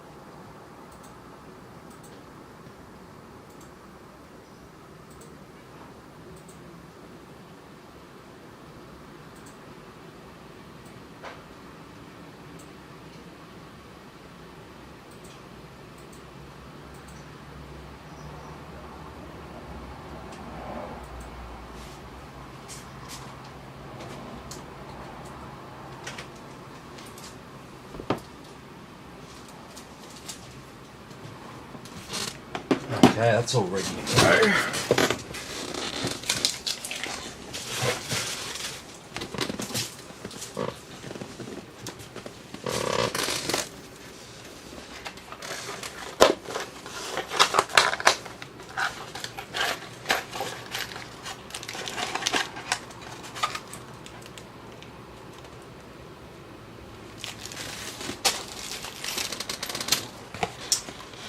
Okay, so luckily we are not in the United States.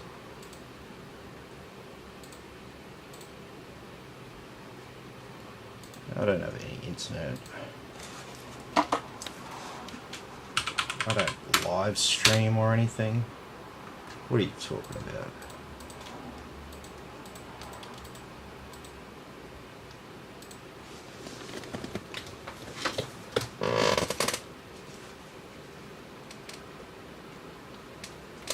So now I'll plug in an Ethernet cable and we'll get everything rocking.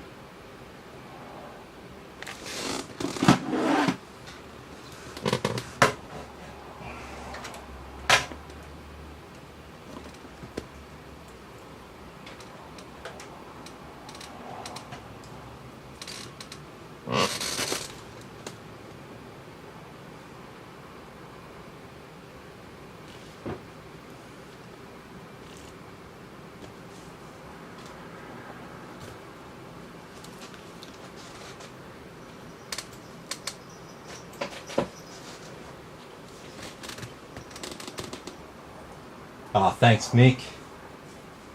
Appreciate it, mate.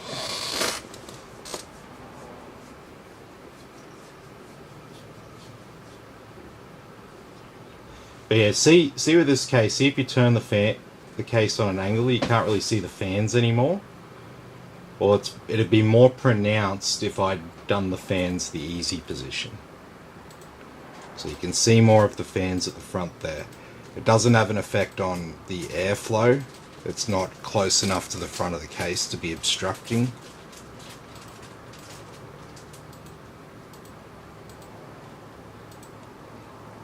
Alright. You want to maybe get some updates going on Windows? Because I'm sick of this 720p resolution. Get me some display drivers now.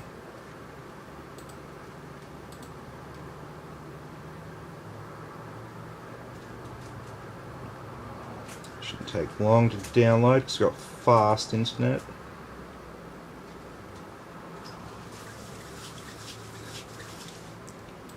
Alright, while that's doing that, let's get R23.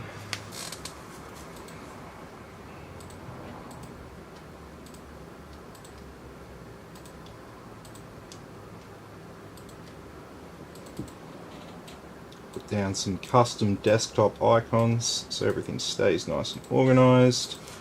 And I don't want to sign in. It's not my computer. I don't want to sign in.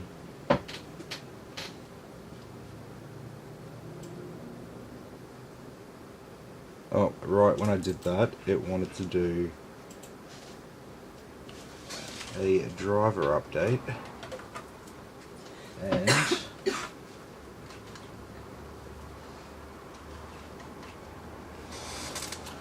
let's try that again.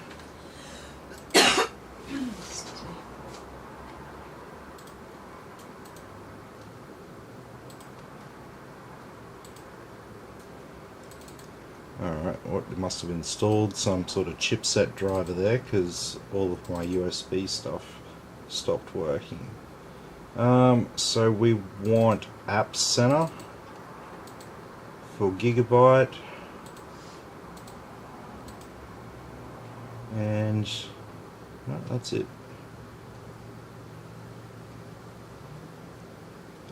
There's no WD drives connected at the moment, so I won't install Acronis. That's better.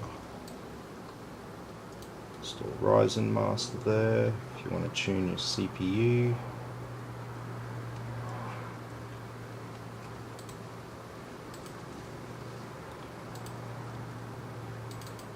BattleNet, Chrome, CPU-Z,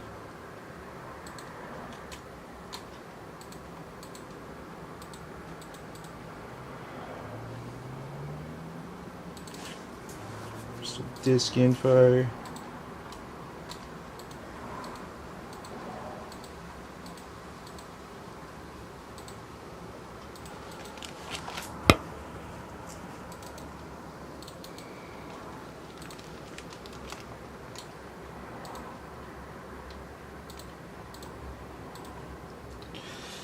Firmark.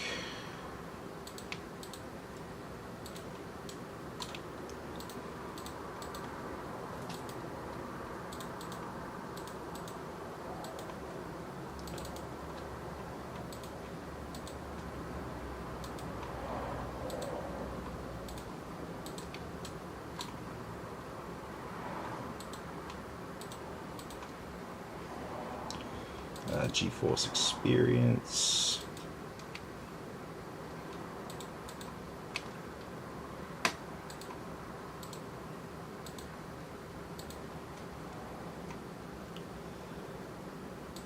Hardware monitor.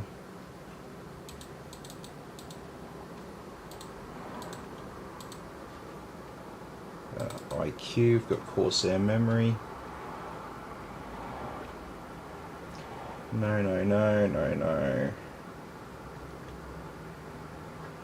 Stop refreshing.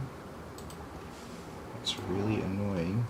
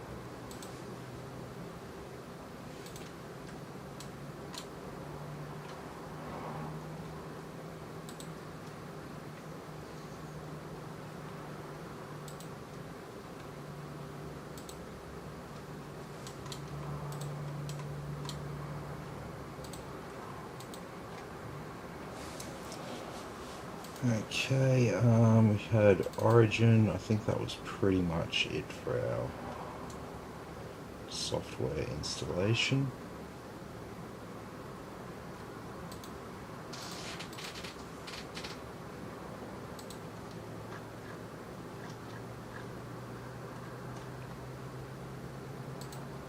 Yep.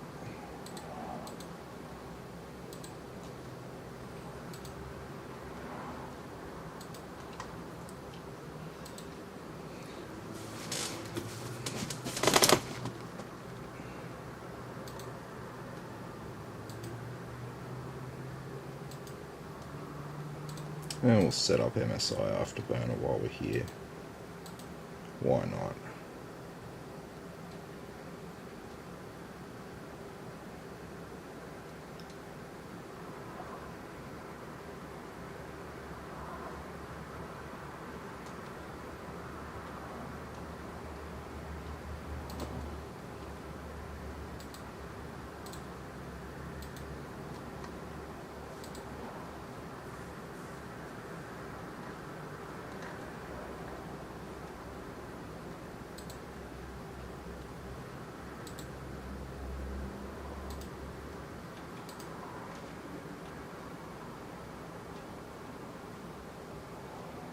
Okay, RGB Fusion is installing there, that's good.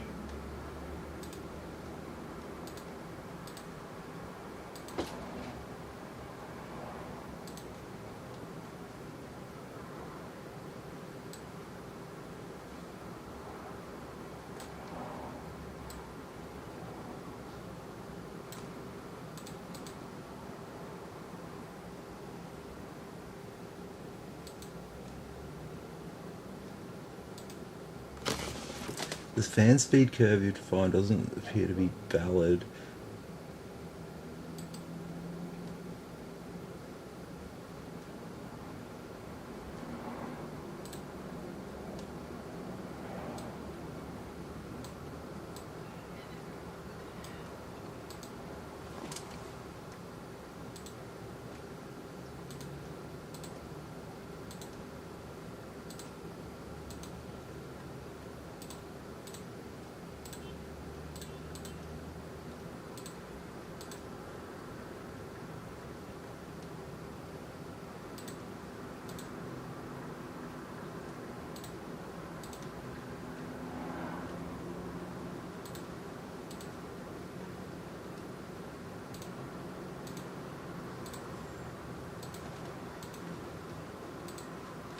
Okay, so we've got F10, F11, and F12, like that.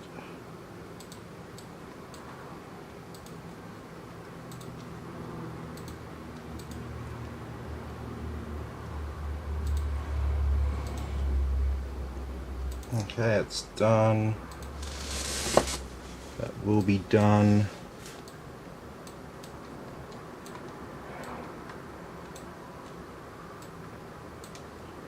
It's done.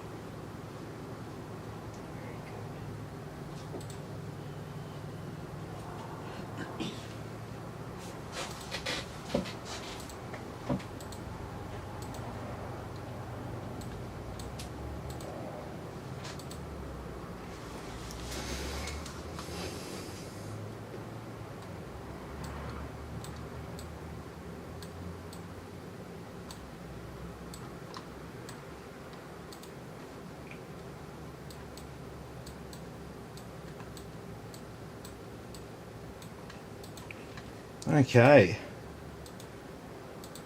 we might update and restart.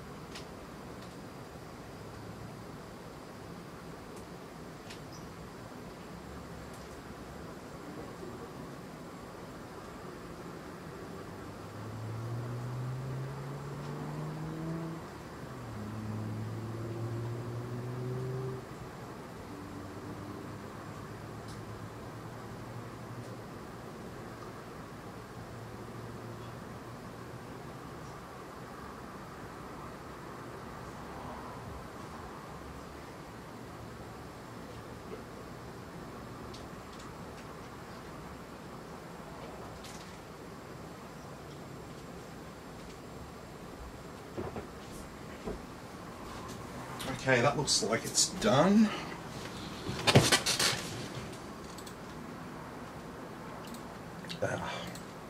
Let's turn off those startup apps.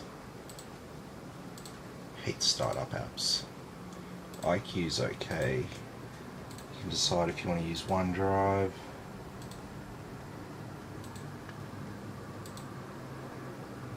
Yep, that's fine.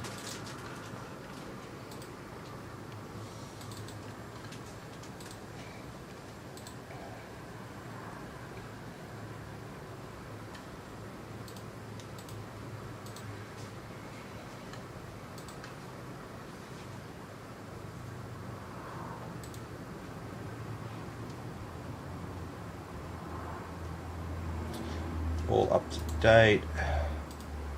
Let's adjust the date and time. It's going down to Sydney.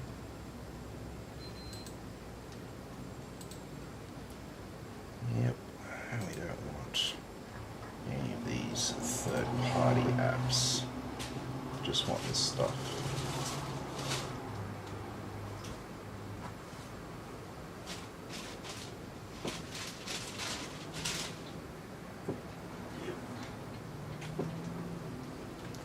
And that's everything. We don't have any drives to set up. Got our BIOS there ready to update.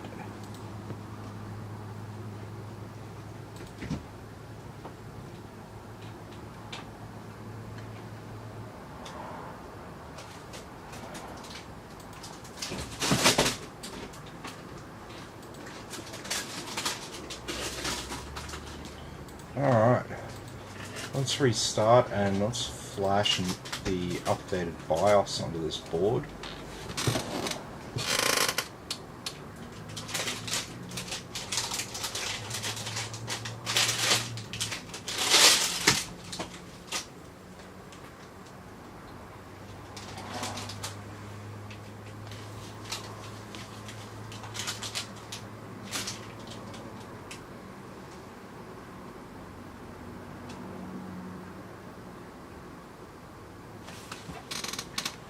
Did that just shut down?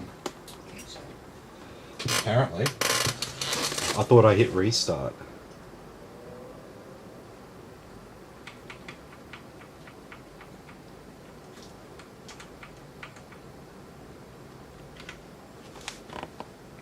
Yeah, well, it's gonna get...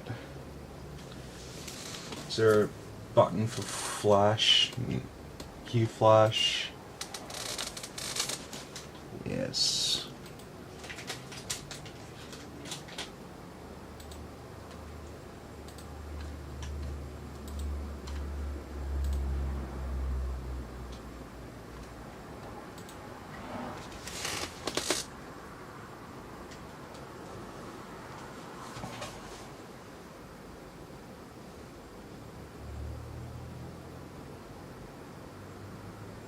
Going from F32 to F36C.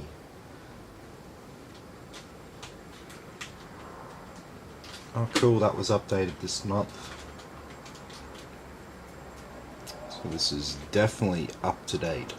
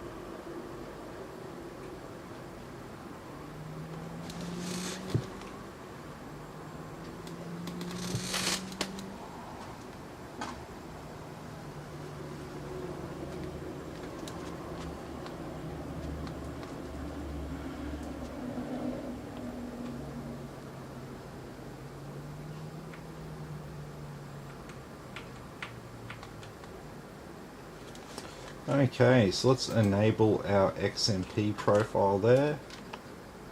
And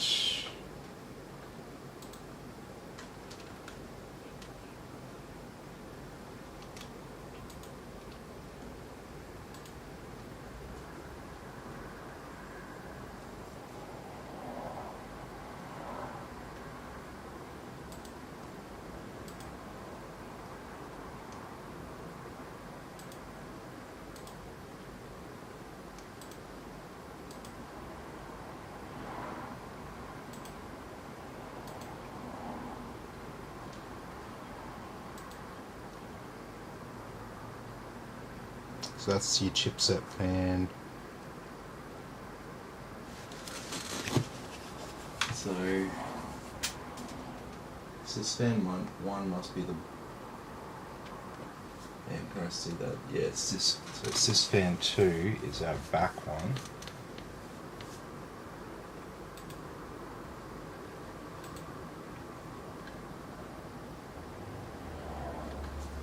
I think they're all set to auto. Keep them on PWM.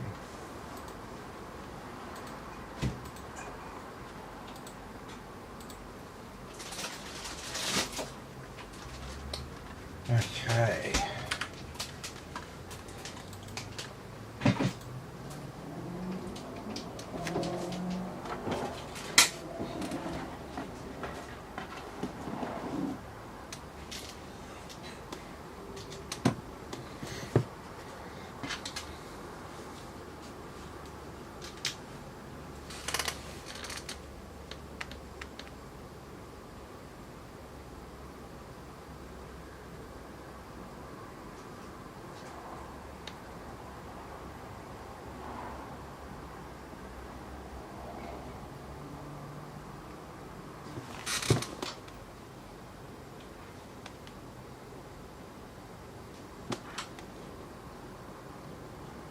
What's going on here?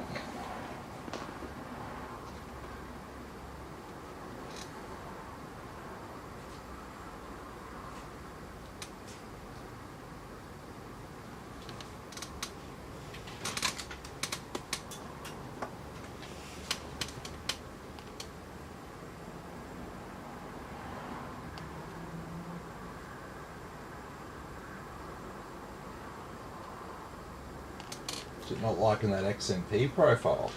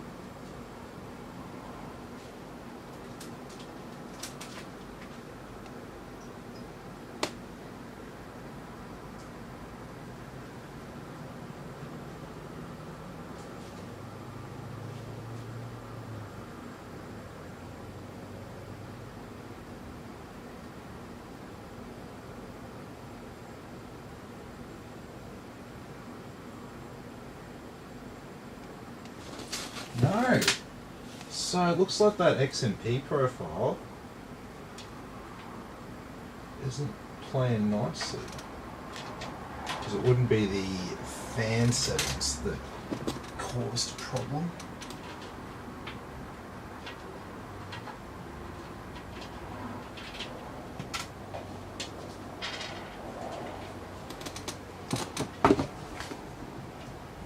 Alright.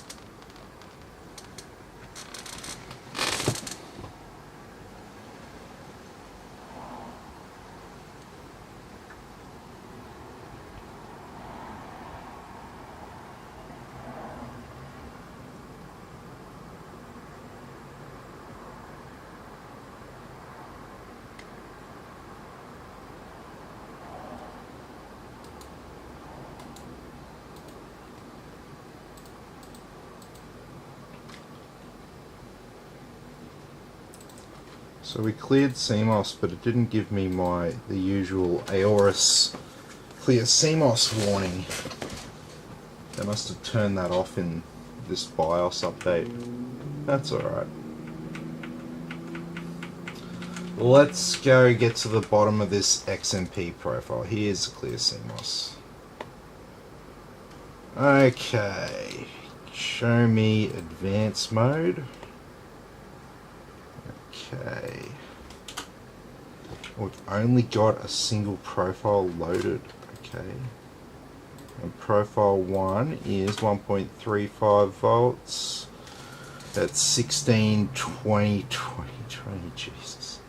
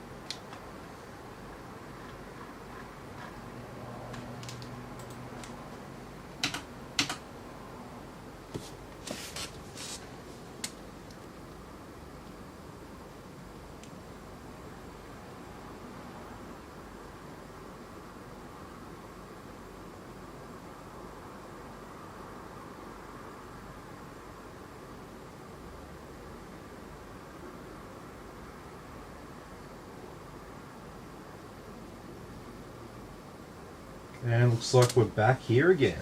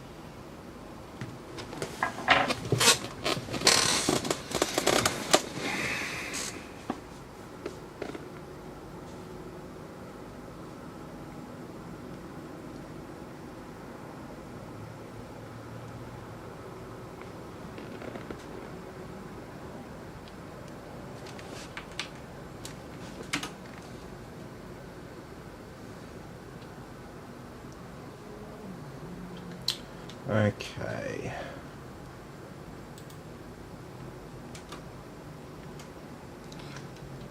Can't see it on my screen yet. I'm sorry. Now I can see. Okay.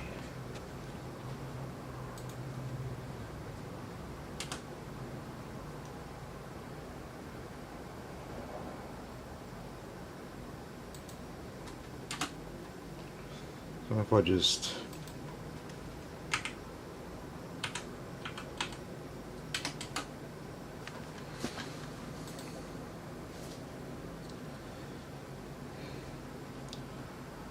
try and key that in manually, will that solve our problem?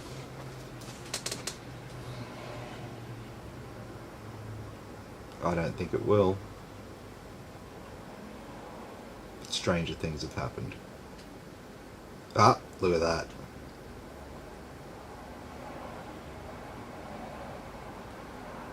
Or have we got a memory overclock fail?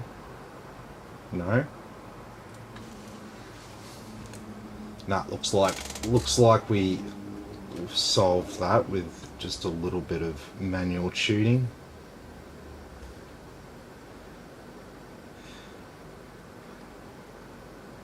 Hey man, how you going? Good to have you with us.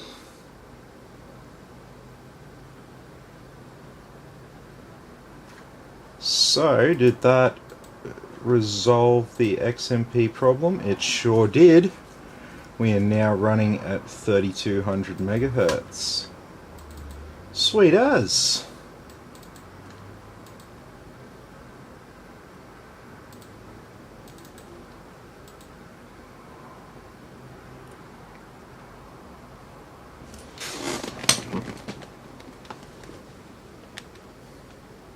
There's our Ryzen 9 5900X. Smashing it.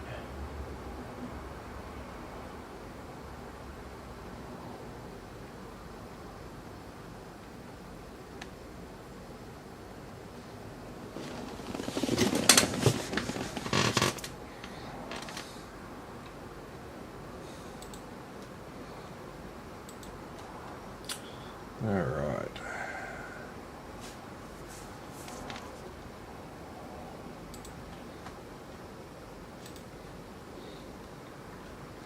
There it is on our CPU hierarchy.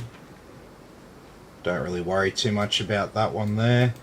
It's only getting that when it's absolutely churning out the wattage.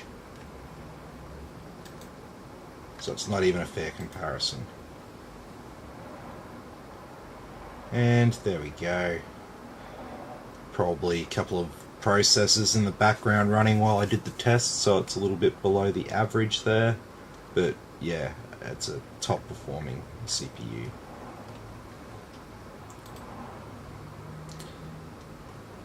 Excellent tool for rendering. Alright, so let's just run through the benchmarks like we always do. So this value here below RAM is the frames per second that it's running at. This is just the out of the box settings here.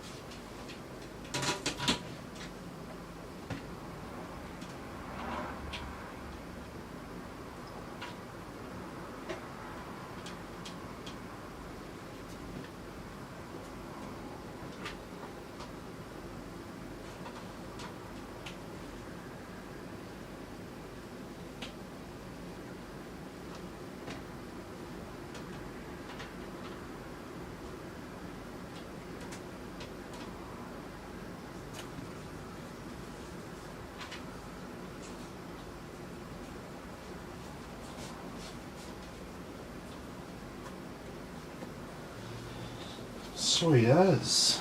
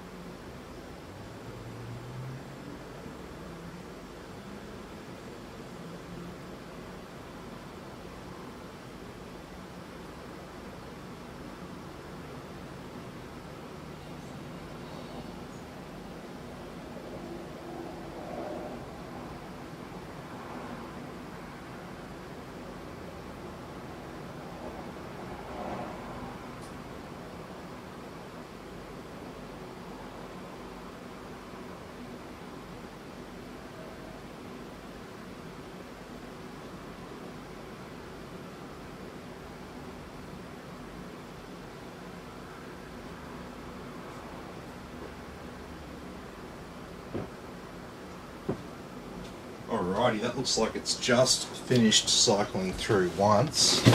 So we'll go on to the next one now.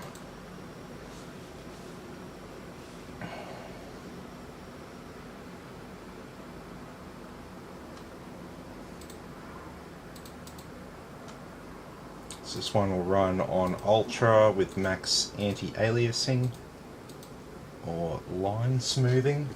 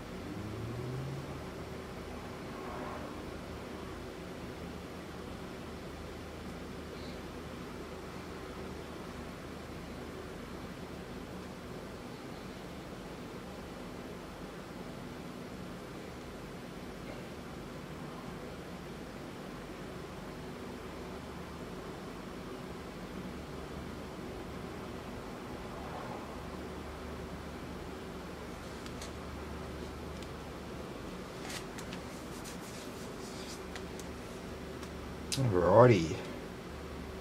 So that was Valley. And the final one is our 4K benchmark. So when we want to fire up GTA 5 or Red Dead Redemption or Shadow of the Tomb Raider or Cyberpunk, you want to play in 4K. It's the sort of performance that you can expect.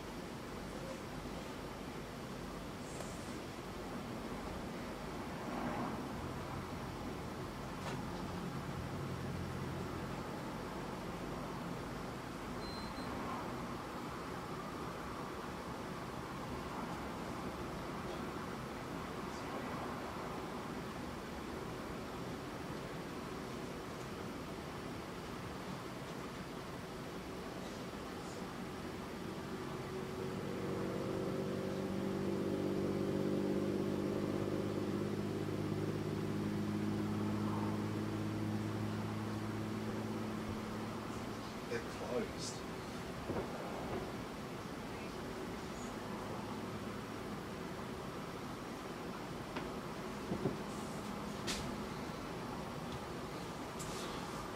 Righty.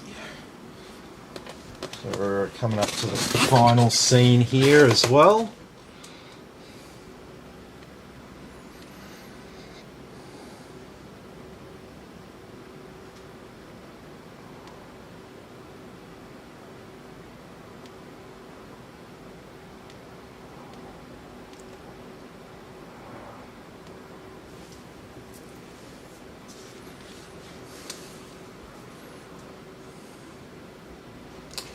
Alrighty.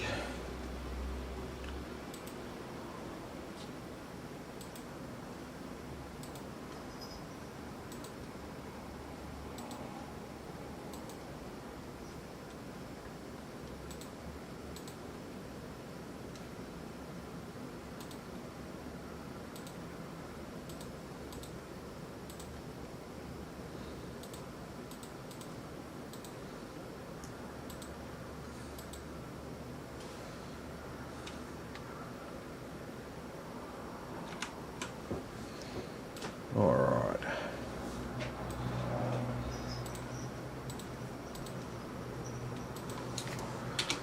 So this is the end of the night, so if anyone has any final questions for me, now's the time to speak up and ask before I say goodbye.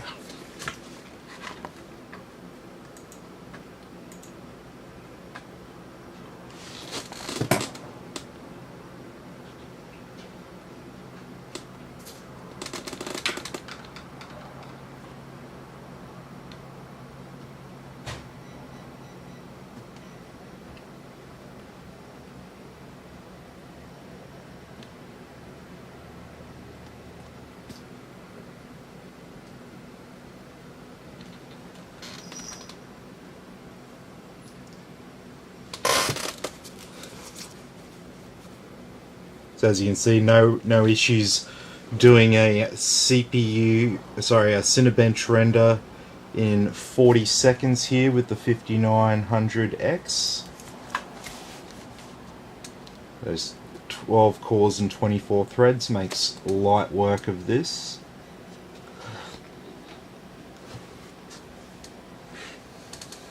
And you can get 25% more performance with a 5950X with the 16 cores and 32 threads.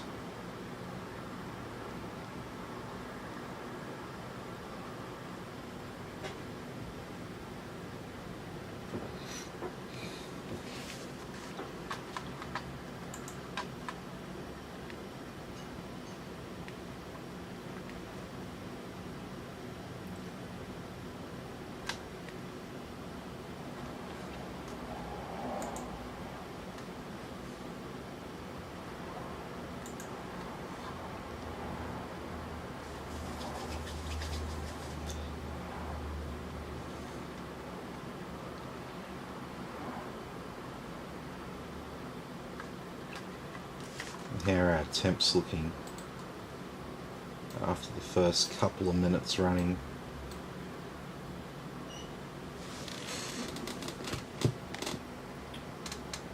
Our chipset fan hasn't even started to spin. Yeah, it's sitting there, 30 degrees, no issues.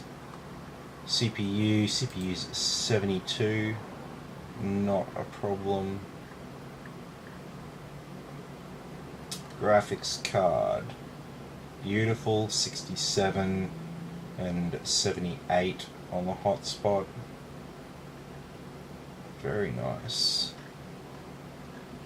No, I don't see any issues with this passing the stress test, so it should be all good. So I don't, yeah, as long as the payment comes through and is all good, be able to ship this one out tomorrow.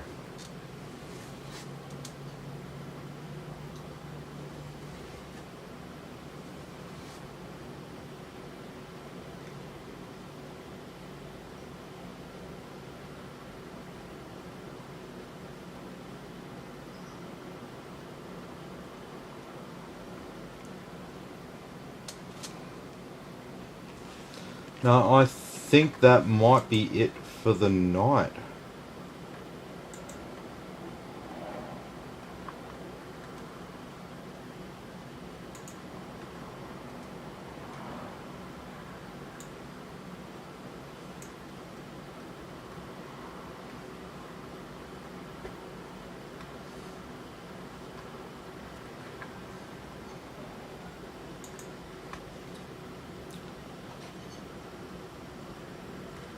Yep, I think I'm going to leave it there. Alright everyone, so thanks for watching. Be sure to like and subscribe, and I'll catch you all in the next video.